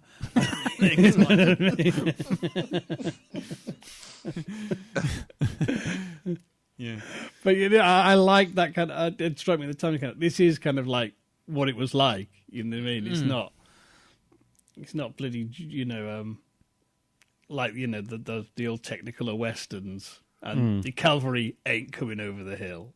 And I thought it was interesting. Kurt Russell had that lie that sort of riffed on that. Yeah. Yeah, I did like that. That does kind of illustrate quite how bleak and different the film goes. Yeah, with that sort of like, because you'd be like, oh yeah, he did. He signalled the cavalry, and then you're like, actually, no, he didn't. But what about you, Elton? How did you feel about it? The limpy character. I felt sorry for him. Yeah, I really did feel sorry for him because his missus has been caught up in this sort of situation, taken away. That's his world. He's fully indebted to her. She's caring for him. We see that at the very beginning of the movie. She's caring for him. And it's like in most Westerns when someone is taken away, well, I have to go back because that's my job. I get that. And why wouldn't you? If you've got nothing else to live for, then just do your best to try and get that back. If you don't, then at least you tried. And watching him just soldiering on, they rest, and he walks off in the middle of the night. They catch up with him and pass him, and then they're sleeping, and he rocks up. He's like, "Oh yeah, okay, I'll probably get like 3 hours, Kip." And then off we go again. I'll have to soldier off ahead of you again. I felt really sorry. It was a proper slog for him. Yeah. He made it there on one leg. Yeah. Granted, he had to... The story needed him to turn up at the very end. But when you see the old dude smash his leg, you're like, this is getting worse for him, isn't it? It's absolutely worse. You're like, he's not going to get anywhere near there, is he? Jeez. Yeah. I mean, I will confess, and does anyone else feel the same way? But I will confess that when they smashed his leg, and I was expecting to see, and again, I suppose that was going counter to expectations of the genre. But when he hits that leg and it just cuts away to the valley, I was expecting to see birds go up and hear echoing, but But it doesn't, and I thought that was kind of interesting. Again, with the sound, was that you were expecting this scream, and you were expecting to see sort of like some acknowledgement of this poor sod getting his leg smacked, and nothing. It's just. I couldn't remember if they removed his leg or not, because the next shot you see, I think his bottom part of his body is hidden behind rocks and tumbleweed and shit like that. So you don't know whether that's been removed or not. That's right. Yeah, it is deliberately there to make you wonder what's going on. Because I don't know about you guys, but I thought once they'd hit his leg, and it cut away, and it was just following the other three going to the valley, I thought that was it. He's out of it now. He's out of the film. He's out of the running. Pardon the phrase, but he's completely out of it. I thought that was the end of the character, in terms of what the story was going to do with him. It's just like he's another one who's fallen by the wayside, sort of thing. And it was interesting when it did come back to him, and he started to slowly crawl his way along. And I sort of thought, oh, okay, I can see they're going to get him to sort of, do a rescue, but this is going to be the lamest, again, pardon the phrase, lamest rescue attempt in history, cinema history. I mean, did you think he was out of it from once they'd left him behind, or did you think, he was the hero effectively? I thought that was where it was going to go. Actually, it started dawning on me that hold on, they're not going to get out of this situation. They're going to need. It's either going to end with them all dying, and the doctor becoming another one of those women in the next room, or some outside influence is going to sort of like give them a hand. Whether that be Patrick Wilson, or maybe the was it the Native American who was in the actual town, maybe calling in some help. Yeah. Who basically said, "Yo, fuck that, bro. I'm not going anywhere near that place." Exactly. You're going to show us where this thing is. Well, I'll tell you what. You get me a map and I'll point it out. Yeah, exactly. Fuck you lot. It's over there. Yeah, it's over there and on your way. I mean, was it Thingy's character didn't actually endear himself to him either, did he? When he says, "I've killed many an Indian with this, my time." Yeah, and it's not a boast. It's an ugly boast. It's not a boast. Yeah. It's a fact. I mean, it goes back to that sort of. I hate to use the phrase, but subverting what your expectations of the characters and their direction. In so far as as soon as he said something like that, and he was being all snotty to the barkeep at the beginning, you're just like, oh, this guy's a colossal dick. He's going down on the list. He's going on the list. He's going on the expanse list of slappage. But I sort of thought, oh god, it's going to be bad. And then, he's going to be the bad guy. He's going to double cross him. But to find out that actually he was the noble guy, he's one of everyone was doing the right thing, or were trying to do the right thing. And I thought that was kind of refreshing because you haven't got someone fucking each other over. Well, did you notice as well about him and it's just the way Matthew Fox, I don't know if it's just him naturally or what, but it's that very little blinkage of his eyes. I did not know. If you look at him, he's got like this 1,000-yard stare. That this is a man who's seen some shit in his time, and he is not frightened of anything. That's it. He's done what he's done. Fear has been burned away, and he will just, at the drop of a hat, take a man's life. And he just played it really believably. Yeah. What were you going to say there, Elton? I was just going to say that they're all kind of, not loggerheads, but all against each other, had different compasses at the very beginning of the film. And along their journey, their compasses kind of lined up, didn't they? For a I common suppose goal. they had to because they were all kind of pointing towards Trogland. But once they started getting near there... Which is the cheap Lego land, and you should never go. Yeah, that's right. Yeah, don't go there. Yeah, just there's a lot more than wasps in a bin to worry about. I'll tell you that now. Vouchers from the Daily Star.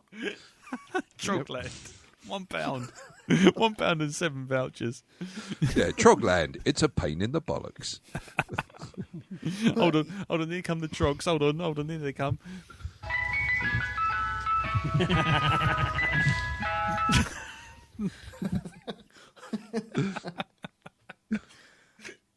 Yeah, I like the way that they all kind of... It wasn't forced that they were all lining up together. You know, old Matthew Fox with his little tripwire as well. He only had one, but it was always in the right direction of flow of traffic, wasn't it? It's like, no one would come from that direction, just from this bush. Yes, exactly.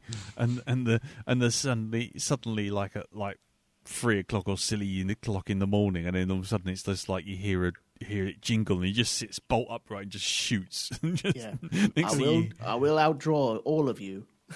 And everyone's like, yeah, sure you will. And he kills that dog straight away. Then the sheriff's like, oh, I haven't even got my gun out of its holster, and you've already killed that and laying back down to go to sleep. Oh shit! Yeah, you are mean. Yeah, he was picking up. He was still trying to lift the holster out from underneath his pillow. Yeah. I mean, okay. I suppose we can't go for this long without mentioning the whole thing at the end with the Trogs. I mean, given how quickly it shifts, and it does shift tone. I mean, how do you think that was handled? Was that too sudden for you guys, or was it just, or was it one of those things that you knew it was building to something, or was it just, I don't know, violence for violence sake? Do you know what I mean? Was it? Did it do anything? Did it make you suddenly go, "Oh, hang on, what?" No, not at all. No, it was that thing of because you start getting a warning that they are going to start really leaving reality soon when they start hearing the noise. And you notice it's every time they moved, the noise went off.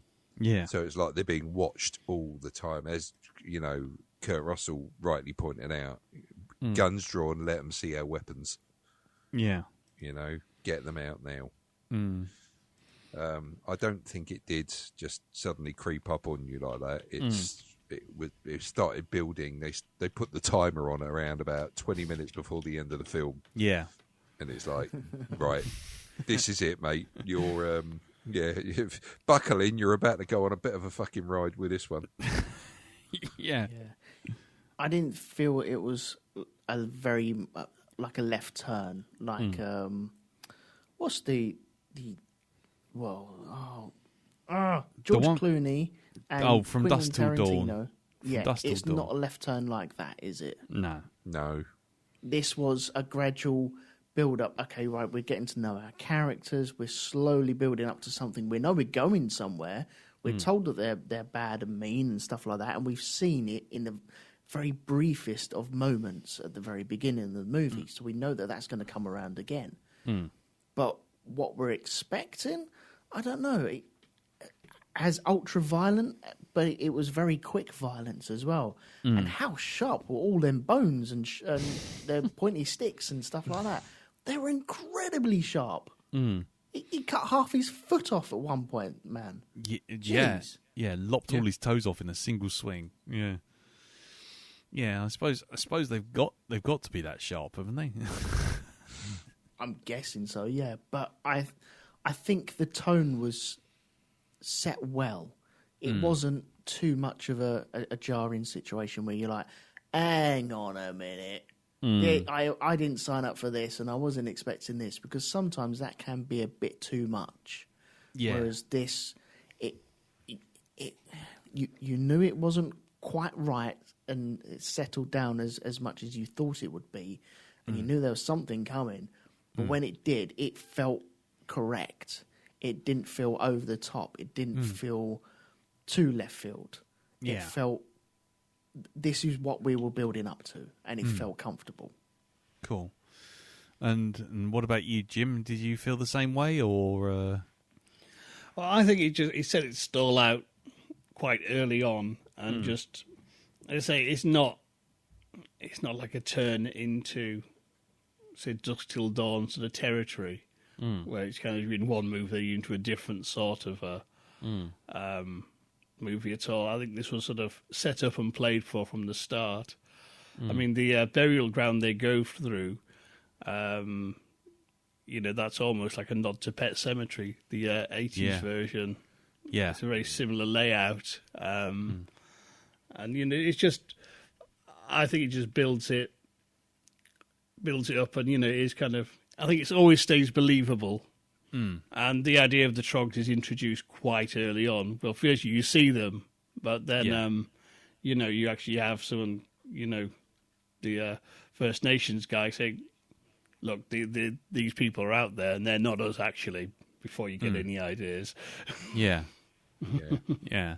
Because I was going to say, when it started to go a bit, I don't know, when it started to go a bit weird with the Trogs, I will be honest with you, at one point, because I remember the bit of David Arquette at the beginning running away and sort of firing backwards, and you bring up Pet Sematary, and it's interesting because in the book, at least, and in the remake, there's the Wendigo, and I was kind of and I'm saying this from the point of view of the first time I watched this, and I was kind of wondering if that's what they were at one point, those Trogs, whether they were actually some kind of creature spirit kind of thing, because the one that disembowels Sid Haig in the distance is completely black, and he's got kind of horns coming out, and he looks all kinds of weird, and but you only see him off in the distance. Yeah, and it was just like, and across that cemetery, and I was like, oh, are we going full supernatural here? And and then when you start hearing all the sounds, and now that Jim mentions the Pet Sematary thing, I was like, oh, hang on, maybe they were. Did any of you get that vibe that they were supernatural, or it could have been that way to begin with? I mean, with these, the thing just comes out of nowhere. Oh, and there's that one other scene that I think we're forgetting as well, the really quite brutal death in it of the guy that goes out to the barn. Yes. That is so sudden. Yeah. It's just like slots across the throat, arrow in the eye. Straight out the back of the head, bush. Yeah. It's like, fuck. And it is a good indicator of how brutal the film's going to be, because it does that whole thing of nobody can even be bothered to look at the body. They just go over to the body, go, oh, God, and then leave it in the barn. I thought that was and it also kind of indicates how small the town is. Yeah, and how, the biggest crime is probably somebody getting a bit too drunk. Yes. And groping a horse or something. I don't know, whatever. And that's the first place you went to for minor crimes in a small town. I think so. Where's the West? What can I say? It's what goes on in the West stays in the West. Right. Okay. Yeah. Okay. It was lonely in them days. Yeah. Okay. I mean, what else we got? I mean, there is the final. There is obviously the final showdown. But before I get to that, I've got to say, is it me, or is this Kurt Russell's best role? Oh man! And I say that because this seems like the character that, the way he plays it, that hangdog, world weary, but got a sharp mind, and got a man of action, but a man of action who's seen some shit. Yeah, that feels like the natural end of where someone like McCready would have ended up, or the character that all the characters that Kurt Russell's played have been this kind of world-weary everyman, and he's played it for fun in Big Trouble for Little China. He's played it more straight down the middle with, The Thing and, Snake Plissken and all those kind of things. But this feels like kind of where he should have been for a long time, this kind of role. All them characters combined with that knowledge of what he's gone through. Yeah, and I whether or not, I've just wondered whether or not actually, if it's not like, don't want to go all grandiose and go, it's the role he was born to play, darling.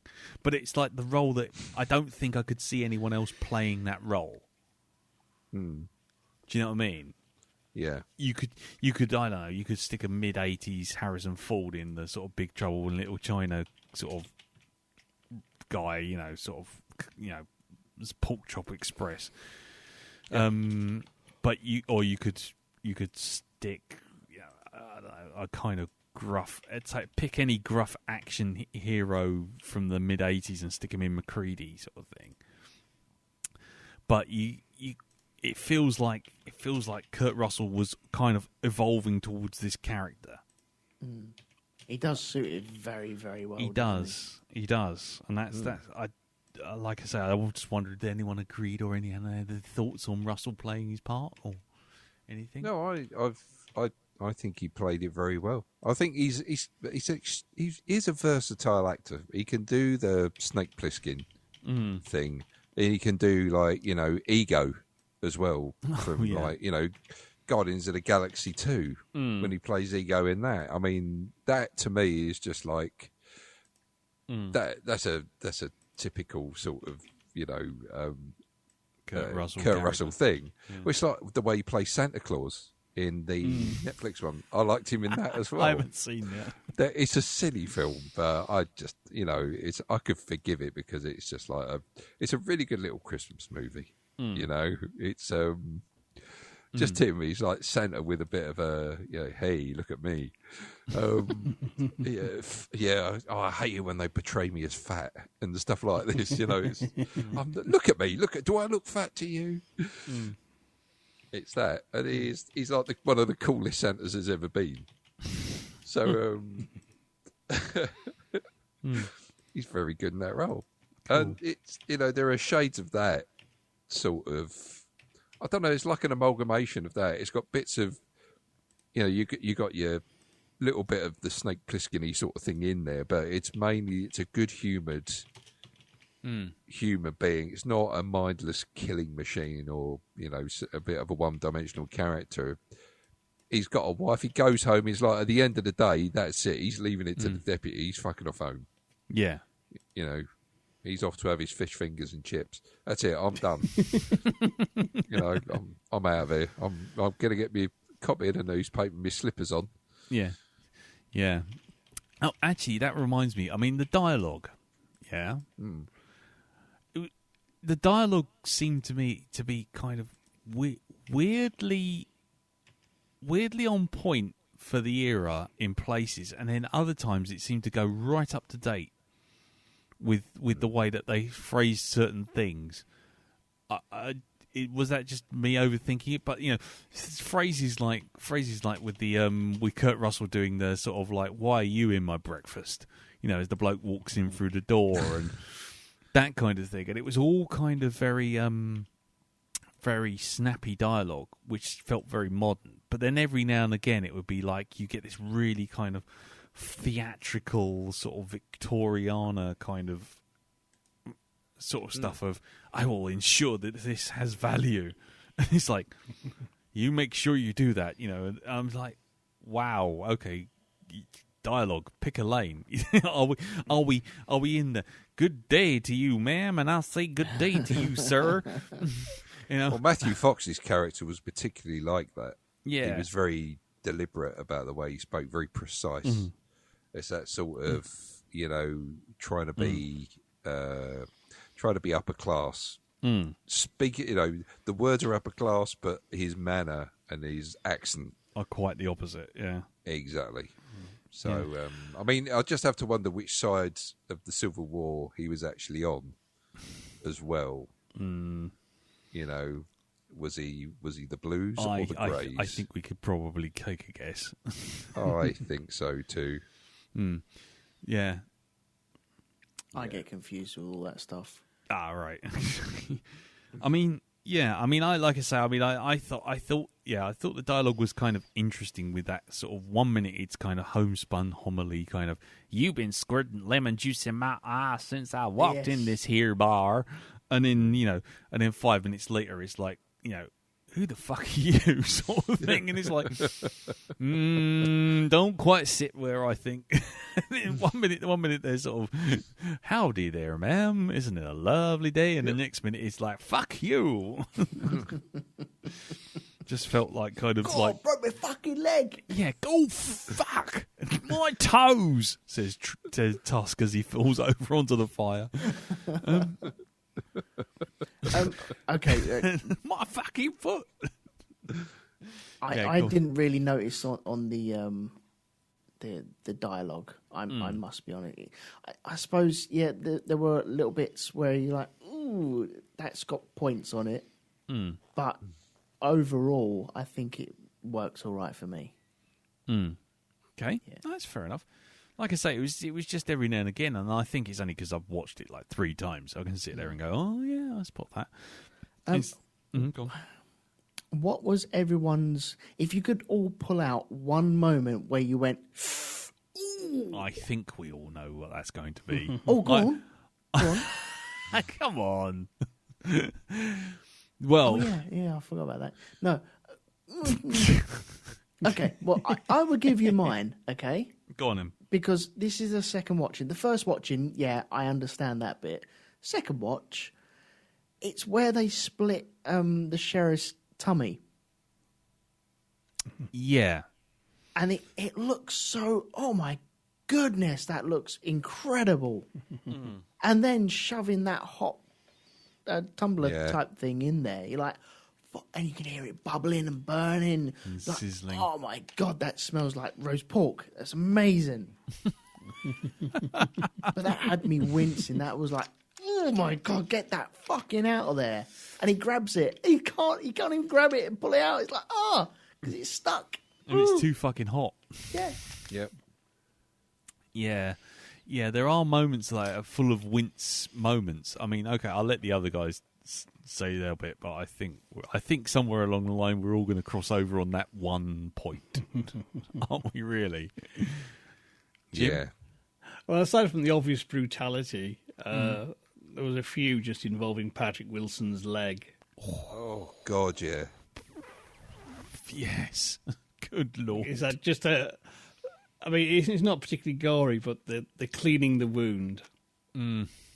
Yeah. One thing was like that. Oh, good detail actually, because he puts a cloth over it, and then puts the alcohol onto it, which is what you're supposed to do. You know, just splash it all over like Henry fucking Cooper, which they're always doing movies. Oh dear, that's going to have to go on that list of things you need to explain, Lee. Yeah, splash it all over. Splash it all over. Yeah, I'm going to Google that up now. Go on, you carry on. But it was the way Wilson performed it. It was just that kind of. It wasn't. He didn't go for the screen yell. It was like.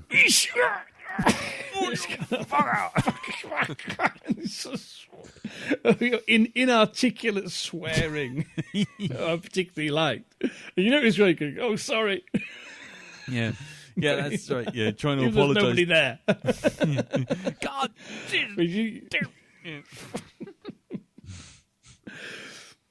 again, sound effects. Selling the scene for you there again. Exactly. That sound man earned his fucking cash that day, I'll tell you. What about you, Dal? What? Which most uncomfortable, most horrible? Oh. Well, again, apart from the obvious, the bit with the splitting hairs and more than just splitting hairs. I think it was the actual scalping as well, that because you couldn't see where the special effects join was with that, and it was just holy shit. Yeah. Yeah, that was. Again, it was that sound. It was the sound effect that, like I say, that sound of ripping lettuce. It was that kind of kind of thing. There was no wetness to it at all. It was just, oh my goodness, what am I looking at? And then they turn him upside down. And it's, what are they going to do now? You say that the sound effects department, their crust on that, and you have to go with the makeup department as well. Yeah, for sure. That was incredible. Yeah, I mean, I have to say, we've had this discussion before about practical versus CGI, but this was the first time I've seen modern practical effects that don't look like modern practical effects. Does that make any sense? Yeah, you know, there's always best special effects going there. Isn't it? Yeah, the ones where you're seeing something horrible, but there's enough restraint going on, even though it's horrible. It's enough restraint that you don't question it as being like an effect. Because with all due respect to the man, but you see like Tom Savini's stuff, and someone gets shot in the face, and there's no major vein in the forehead, but apparently there is when someone from Tom Savini's effects team says, "Oh, I've been shot in the head." There's like a 12-foot gout of blood, as if you've suddenly cut a major artery, just flying out of someone's head. And, You do gush from the head. Yeah, you gush, which is fine. But what I'm talking about is when you're talking about those sort of mid-80s, early 70s, mid-80s effects where, the blood doesn't just come out. It is literally on a hydraulic press. Oh, yes. Fired at 7,000 PSI into the ceiling, Scanners, for example, is a good example of that. The head goes. And you can imagine that if a head popped like a melon, fine, it would go fine. But, the way it kind of goes, it is what it is. It's a balloon exploding. It's just like... But this, when Kurt Russell gets shot the second time in the chest, and he gets shot, but instead of like blasting blood everywhere, you just see it sort of fill up very slightly and just trickle out, and then you see it start to come out of his mouth very, very slightly, and that sort of subtlety of kind of, let's not spray like the entire room with like 7 feet of blood like that hole in the wall from Evil Dead 2 when you shoots it. It sells those effects a lot better. I mean, when the guy gets scalped again, I've seen like in Dawn of the Dead. It's the same effect. It's the same part of the body as that zombie who's got the suspiciously square head and then goes into the blade of the helicopter. But when the guy, the zombie's apparently got no blood flow, but he has his head chopped off, and then suddenly there's like about 70,000 litres all round his feet as he falls over. Whereas that guy gets scalped in Bone Tomahawk, and it is literally, well, how much blood is there in the capillaries between the skull and the top of your hair? Not a lot. Yeah. And well, in movie terms, it depends what rating you film to get. Well, that's true. Yes, there's a lot of that as well. I mean, if you're aiming for X-rated, then X-rated is where you're going. That's for sure. I mean, actually, what rating was this film? I think this is an 18, isn't it? It's got to be. Yeah, it's an 18. Hope so. Fucking hope so. Yeah. But again, even like that scene, which I guess we've got to discuss before we end this thing. But yeah, that scene. When it happens, it's such a sudden movement, and it doesn't end up with like 20,000 gallons of blood all over the floor. No. And that actually is worse. Mm-hmm. Do you know what I mean? Mm. And that sort of thing, I really appreciate the sort of restraint, the less is more kind of thing with the practical effects. And the bit I was going to say, which made me wince, was actually when Samantha is taking the bullet out of David Arquette's leg. Oh, God, yeah.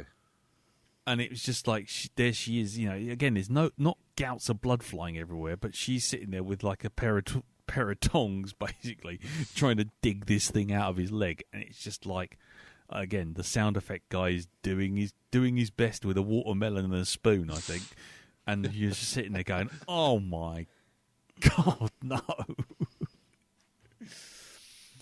But anyway, here we go. Let's get to it. We've danced around it for the last 60 minutes. I mean, spoilers. If you still got this far and you haven't spoilt the film for you already, but the bit when the one of the law officer gets split in half. Yeah. By Deputy Nick, isn't it? Deputy Nick, yes, who dies knowing that the cavalry's coming and they will all pay. I mean, how did that scene make you feel? That exact effect, that moment. Anyone want to step forward for that? Oh, it's just like, what the fuck? Seriously, it was just, I was not expecting that at all. I thought they were trying to cut his knob off or something, and then it's like, no, they just pull him into two bits, and then they start opening themselves to the buffet. It's it's just, it's quite a fucking shock. Yeah. You just don't know where it's going. When they start removing his clothes, it's like, what is going to happen here now? What is about to happen? Are they going to humiliate him in front of the rest of us to demoralise them and make them even more sort of like compliant prisoners?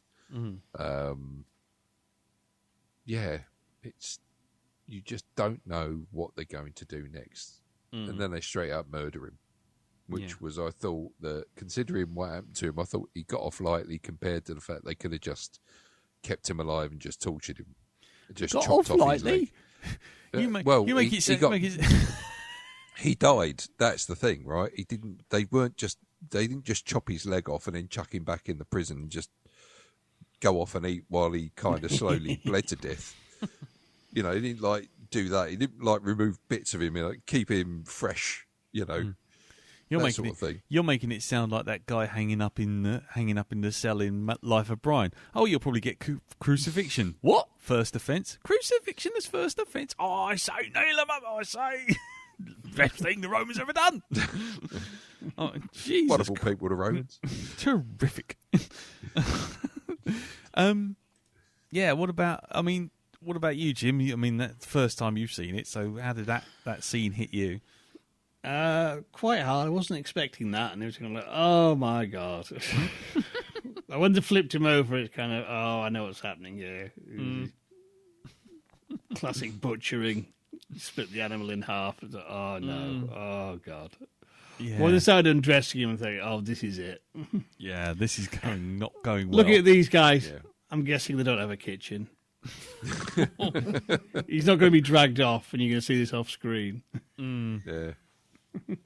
Yeah, he's being done Heston Blumenthal style. Exactly. What about you, Elton? When you first saw it, the first time I saw it, it was it traumatic. I was not expecting to see that, and I guess my feelings of the film revolved around that scene as well. Whereas you're shocked for it and you take that away with you because you're not expecting what they do. No. And the second time around, I was surprised on how little blood there was. Yeah. You saw the innards fall out, and it's not a long shot either. Once again, it's not dwelled upon. It's there to make you think, make you shocked, but then they don't rub it in your face. It's done. And then you're left there, sitting there, like Kurt Russell going, what the fuck did I just do? And that's going to happen to me, isn't it? Oh, shit. That would be the scary bit. Yeah. that was the thing for me. I that first time I watched it, and I just thought, oh, no. I I've softened in my old age clearly, because when I start, I wince at when Carol watches House and they put a needle in someone's arm. I'm like, oh God, I can't watch that. And Patrick Wilson stumbling around as Jim, as you say, stumbling around with a broken leg. I'm like, oh God, that's gonna sting. Oh, that's gonna fucking hurt. And then it's like, then they turn this guy upside down and then they start chopping at his bits. And I just thought, oh my,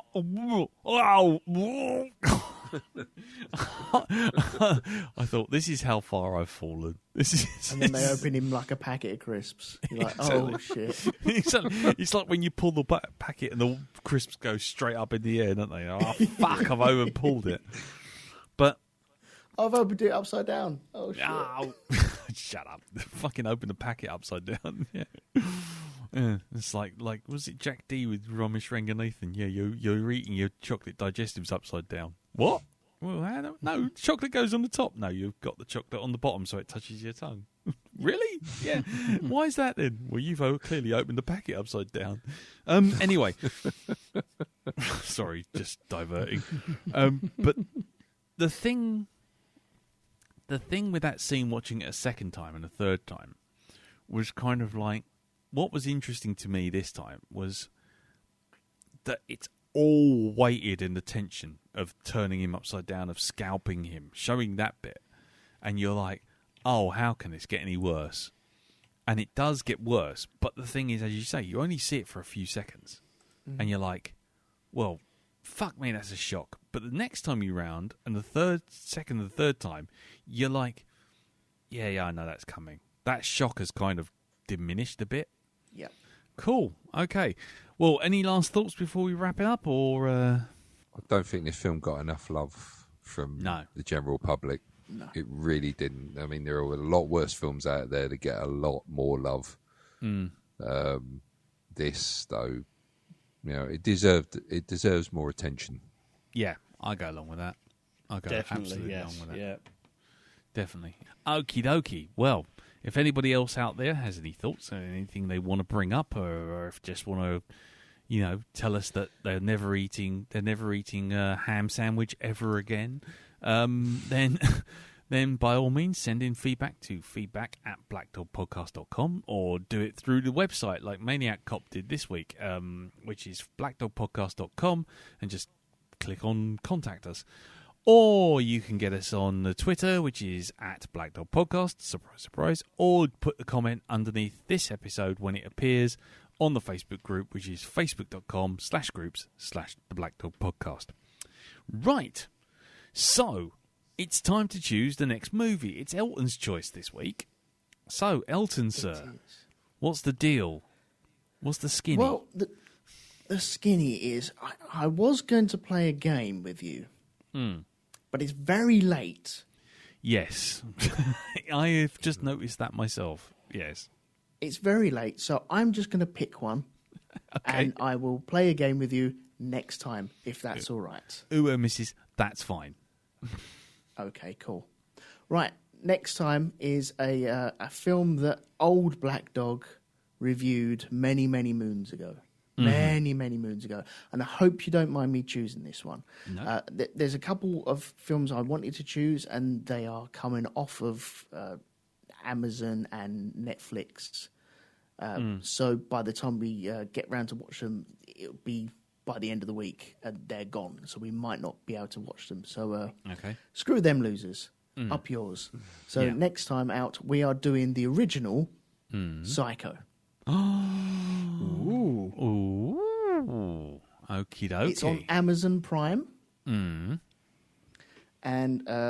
it's on there. Thank goodness. It doesn't look like it's going to be leaving anytime soon. If it does, let me know, and I'll pick something else. Okay. So that is Psycho, Alfred Hitchcock's classic, which I think when we last reviewed it, Dal, it was the last time we both watched it, wasn't it? Back in 2009, 2010? Could very well be. I don't remember watching it since then. No, so I think we were a touch unkind as well. I think we were. We were young. We were foolish. Yes. But anyway, okay, well, that's interesting. So we'll be doing Psycho next week. Are you looking forward to watching it, Del? Yeah, because I can't remember what I thought of it last time. So it's just going to be, this is what happens when you get to a certain age. You know, old is new again. Old is new. Excellent. Old is new. Okie dokie. And what about you, Jim? Are you looking forward to it? Yeah, it's been quite a few years since I've last seen it. It'd be fun to go back to. Cool. Okie dokie. And I, as I said, I've not seen it since, about 2010. So 11 years ago, and, you know, it could deserve a rewatch. And like I say, I don't think we were super kind to it, because I think we were all a bit sort of like, just pick holes in the thing, just to pick holes in a thing, because that's what we were like back then. But yeah, I'm looking forward to watching it for sure. And what about you, Elton? Why did you pick this one? Was there a particular reason, or? Particular reason? Well, I wanted to do Misery, but that's jumping off of whatever platform it is. Then I thought, okay, do you know what? I'll do Cube. And that's jumping off. Okay, fine, I'll do Whiplash. Oh, no, that's jumping off as well. Fuck you. And so I devised a game. Shall I tell you the other two movies that were involved in this game that we were going to play? Yep, go for it. Okay. Oh, Brother, Where Art Thou? Mm-hmm. And The Departed. Ooh, okay. Interesting. Cool, right, okay, well, we are running long, so that's it for this week. Before we go, Jim, do you want to just give us a quick précis of what's going on in Hypnagoria Land? Yes, I've just dropped an episode looking at some of the oddest tied merchandise ever produced for Doctor Who and the Twilight Zone. Two very strange items. And there'll be a short story out on the other feed, and we're doing a classic Blackadder on Commentary Club this week as well, when I edit all these bastard things together. Nice. Fair enough. Okie dokie. And Elton, you sir? Yeah, on Shunky Lab, I've just released an episode on language with Odile. We're just chatting about that sort of stuff. Hopefully you'll enjoy it. And Into the Expanse continues its journey through the Sol System, where we're reviewing the 5th season of The Expanse. Okie dokie. Yeah, and you can hear me just here. And Darren, where's your album available? Absolutely no good record stores whatsoever. You can't buy this in the shops. Just as well. Brilliant. Okay then, well, thank you very much to everyone for listening. Thank you, Jim. Thank you, Darren. Thank you, Elton. And like I say, I know this is a long one. Hopefully I'll be able to edit it down before I release it in about 40 minutes. And yeah, thank you everyone for listening, and we'll see you all next week for Psycho. Get your shower caps on. Right. So, until then, thank you again for listening. Take care, and we'll see you all next time. Till then, tatty bye. Bye-bye. Bye-bye. Ta-da.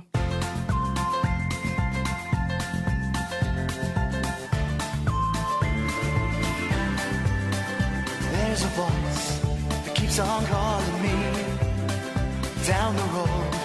It's where I'll always be. Every stop I make a new friend. Can't stay for long, just turn around and I'm gone again. Maybe tomorrow I'll wanna settle down. Until tomorrow I'll just keep moving on. Get out of the booth, Jack. No, I like it in here.